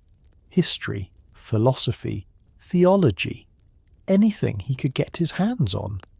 He had always been a reader, but now he had time to indulge the habit fully. His library grew to thousands of volumes, many covered with his marginal notes and commentaries. He carried on extensive correspondences with old friends and former political enemies. The most remarkable of these was his reconciliation with Thomas Jefferson. The two men had not spoken since Adams left office in 1801. Their political differences had destroyed their friendship. They had been on opposite sides of every major political fight of the era. But in 1812, through the mediation of mutual friend Benjamin Rush, they began writing to each other again. The first letters were cautious, testing whether the old friendship could be revived. Adams wrote first, a brief note that was carefully neutral. Jefferson responded warmly. Once they started, they couldn't stop. For the next 14 years, they exchanged over 150 letters, discussing everything from ancient history to modern politics, from philosophy to religion to their memories of the Revolution. The correspondence is one of the great literary and intellectual treasures of American history. They disagreed about much. Adams believed in a strong central government. Jefferson favoured states' rights. Adams was sceptical of democracy. Jefferson idealised it. Adams was a religious believer. Jefferson was a sceptical deist. But the letters were not debates. They were conversations between two old men who had lived through extraordinary times together and who recognised in each other kindred spirits. Adams's daily routine in retirement was simple. He rose early, read until breakfast, then walked his farm checking on crops and repairs. He returned to his library for more reading and writing. He dined with family in mid-afternoon. He spent evenings in conversation with Abigail and visiting family members. He went to bed early. Abigail remained his closest companion and advisor. She managed the farm's finances, maintained their extensive correspondence, and provided the emotional anchor that Adams desperately needed. After a lifetime of partnership, they were finally together all the time. Their children were a source of both pride and sorrow. Their son, John Quincy, had followed his father into public service, serving as a diplomat, senator, and in 1817, becoming Secretary of State under President Monroe. Adams was intensely proud but also worried about the toll public service would take on his son. Their other surviving son, Charles, had struggled with alcoholism and died in 1800 at age 30, devastating both parents. Their daughter Nabby had married and moved away but died of breast cancer in 1813. Their son Thomas Boylston became a lawyer but never achieved the prominence of his father or brother. These family tragedies marked Adams's later years, but there were also profound satisfactions. Adams lived to see his son, John Quincy, elected as the 6th President of the United States in 1824. To have both father and son serve as president was an extraordinary achievement. Adams was immensely proud, though he warned John Quincy about the thankless nature of the office. As Adams aged, he became a kind of living monument. Visitors came to Quincy to meet the last surviving signer of the Declaration of Independence still active in public memory.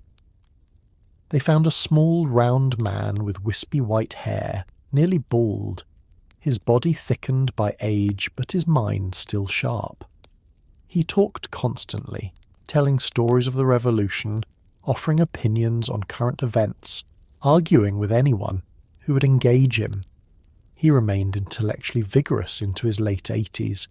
He read newspapers daily and kept up with political developments. He wrote letters until his hands were too shaky to hold a pen. He argued theology with visiting ministers. He was as opinionated and outspoken at 85 as he had been at 25. But inevitably the body failed.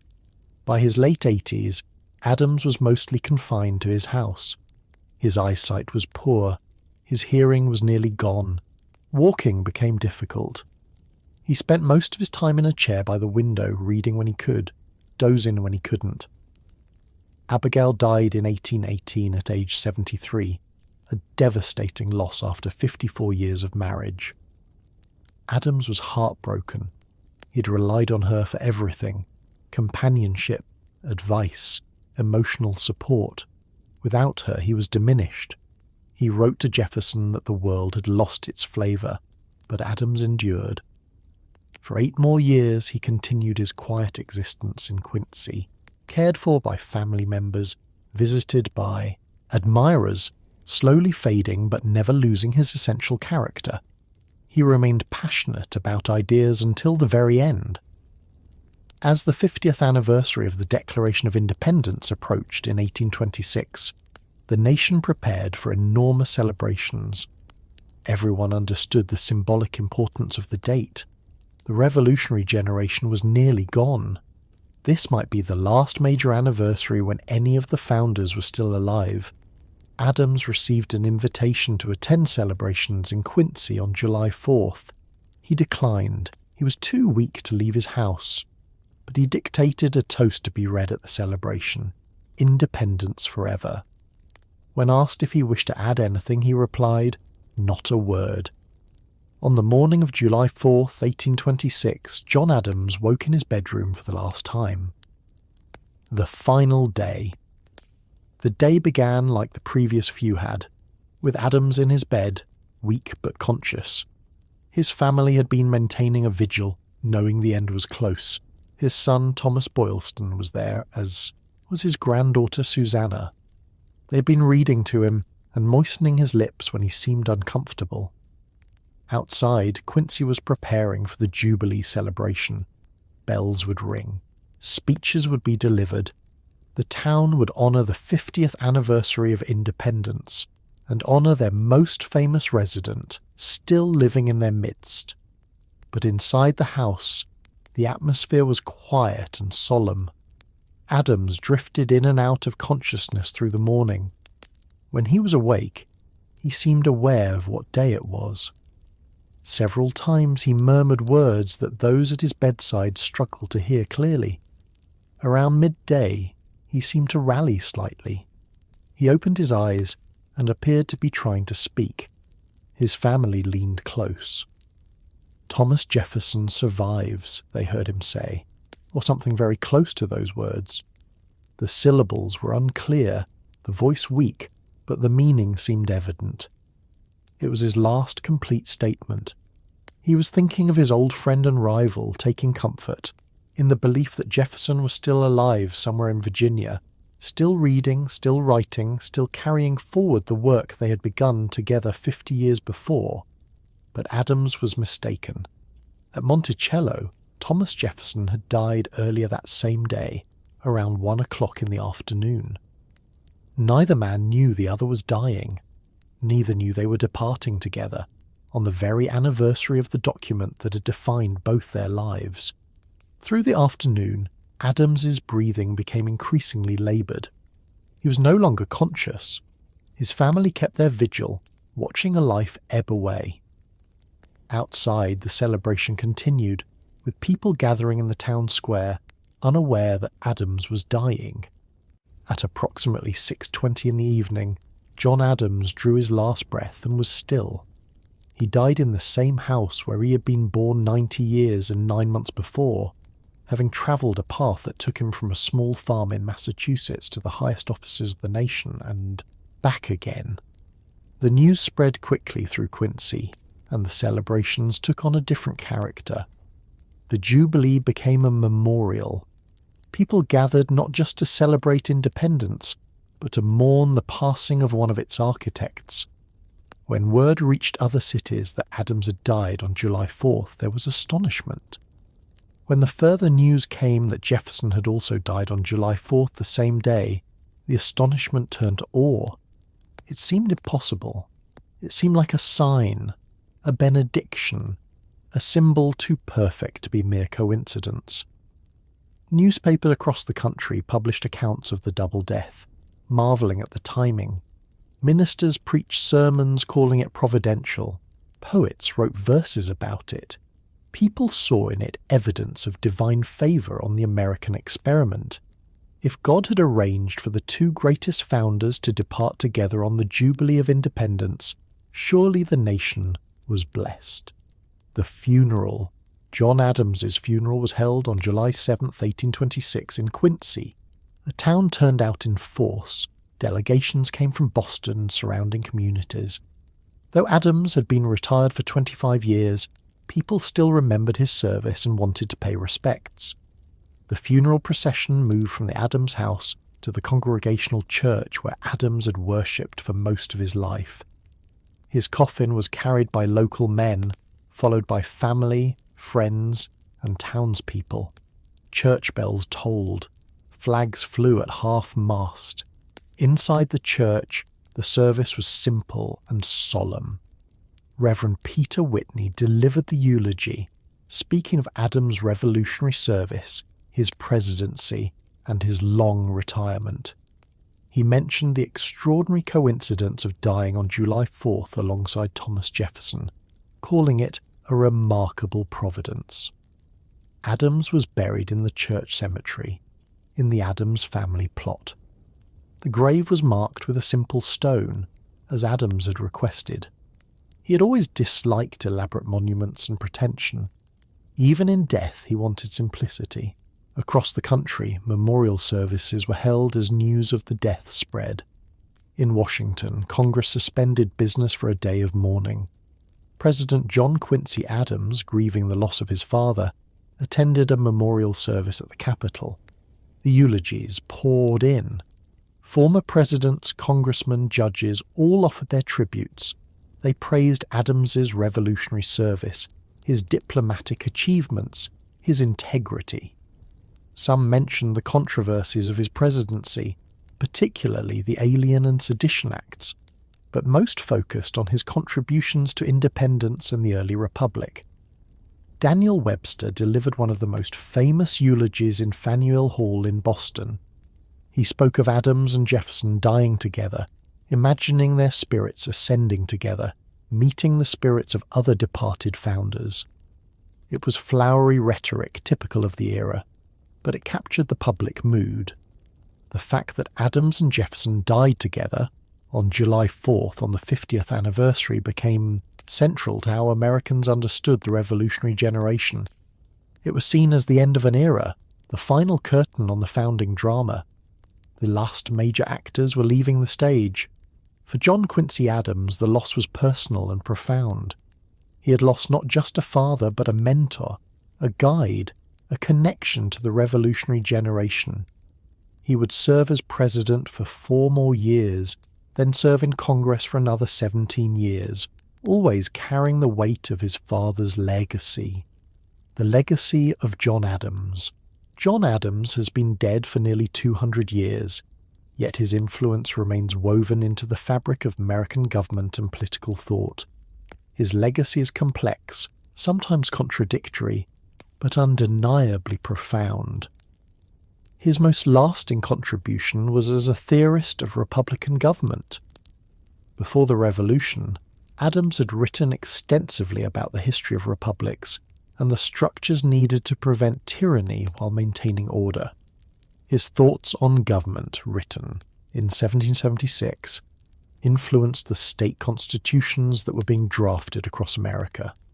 His ideas about separating powers between executive, legislative, and judicial branches became central to constitutional design. His work on the Massachusetts Constitution of 1780, which he primarily drafted, created a template that influenced the US Constitution. It included a strong executive, an independent judiciary, and a bicameral legislature. It included a Bill of Rights. It established the principle that government existed to serve the common good, not private interests. That constitution remains in effect today, the oldest functioning written constitution in the world.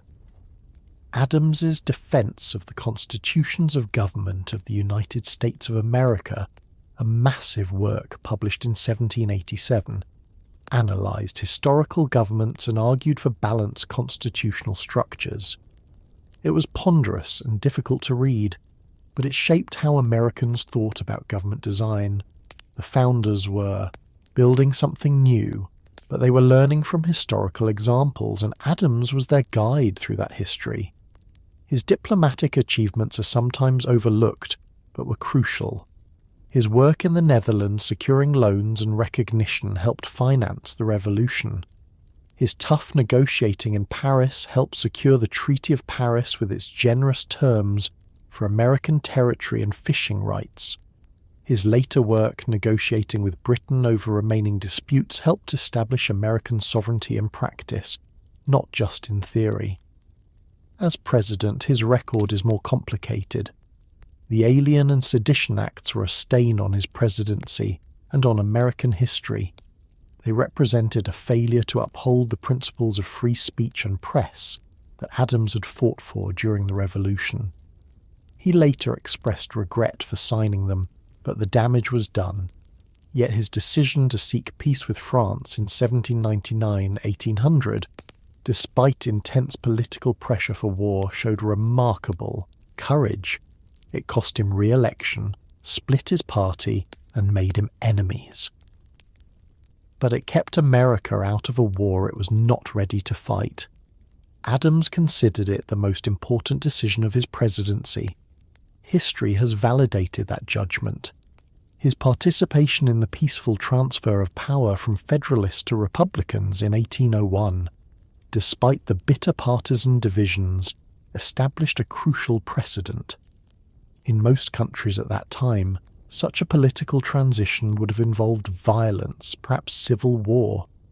In America, it happened peacefully because leaders like Adams, however reluctantly, accepted the will of the voters. His correspondence with Thomas Jefferson in their final years left a treasure trove of American thought. The letters covered everything from political theory to religion to reflections on their shared revolutionary experience. They reveal two brilliant minds grappling with the great questions of their time. They also reveal a genuine friendship that transcended political differences, offering a model for how Americans might disagree without being enemies. Adams' advocacy for education, for rule of law, for civic virtue, for honest government. These themes run through his entire life. He believed passionately that a republic required educated citizens who understood their civic responsibilities. He believed that law should constrain power, that even presidents were subject to legal limits. He believed that public officials should serve the common good, not their own interests. His defense of the British soldiers after the Boston Massacre stands as one of the great examples of legal integrity in American history. It would have been easy to let the mob have its way, to let passion override justice. Adams refused. He insisted that even hated enemies deserved legal representation, that courts should decide based on evidence, not popular opinion. He paid a political price, but established a principle that remains central to American justice. His family legacy is also remarkable. His son, John Quincy Adams, became president, served in Congress for 17 years after his presidency, and became one of the great advocates for abolition and Native American rights. His grandson Charles Francis Adams served as ambassador to Britain during the Civil War, helping keep Britain neutral. The Adams family remained prominent in American public life for generations, but perhaps Adams' most important legacy is simply as an example of principled public service. He spent his entire adult life in service to the country, often at great personal cost. He sacrificed his law practice, his fortune, his time with family, his health. He took on difficult, thankless tasks because he believed they needed to be done. He was not always right. He was not always wise. He could be vain, petty, and vindictive. He held grudges. He was sensitive to criticism. He sometimes let his ego override his judgment. He was, in other words, human. But he was also brilliant, honest, hard-working, and deeply principled. He cared passionately about ideas and about the Republican experiment in which he had played such a crucial role. He helped create institutions and precedents that have endured for more than 2 centuries. Adams once wrote in his diary that he wanted to leave the world better than he found it. By any measure, he succeeded. The nation he helped birth has survived and grown. The Constitution he helped shape has endured. The principles he fought for, liberty, law, and republican government, remain central to American identity. In the end, John Adams's life was one of extraordinary achievement built on a foundation of ordinary origins. He was proof that in America, or at least in the idea of America, a farmer's son could help shape history through intelligence, integrity, and relentless dedication to public service. The manner of his death, departing on the 50th anniversary of the Declaration of Independence, alongside Thomas Jefferson, seemed almost staged in its symbolic perfection. It was as if history itself was writing the conclusion to a revolutionary epic, closing the book on the founding generation with a gesture too elegant to have been mere coincidence. And perhaps it was not coincidence. Perhaps 2 old men, having lived through the same revolution, having fought the same battles, having built the same nation despite their differences, were in some way connected in life and in death. Perhaps the bond they had forged in Philadelphia in 1776 was stronger than they realized, strong enough to call them from the world together on the very day their shared creation turned 50 years old. Thank you for joining me tonight on this journey through the life of John Adams, the farmer's son who helped birth a nation, the difficult man who never stopped fighting for principles he believed in, the second president who is often overlooked but whose contributions were essential. If you enjoyed this biography, please take a moment to like the video and subscribe to the channel. I would love to hear your thoughts in the comments below. Where are you watching from tonight? What struck you most about John Adams' story? Until our next journey into history, I wish you a peaceful night. Good night. Good.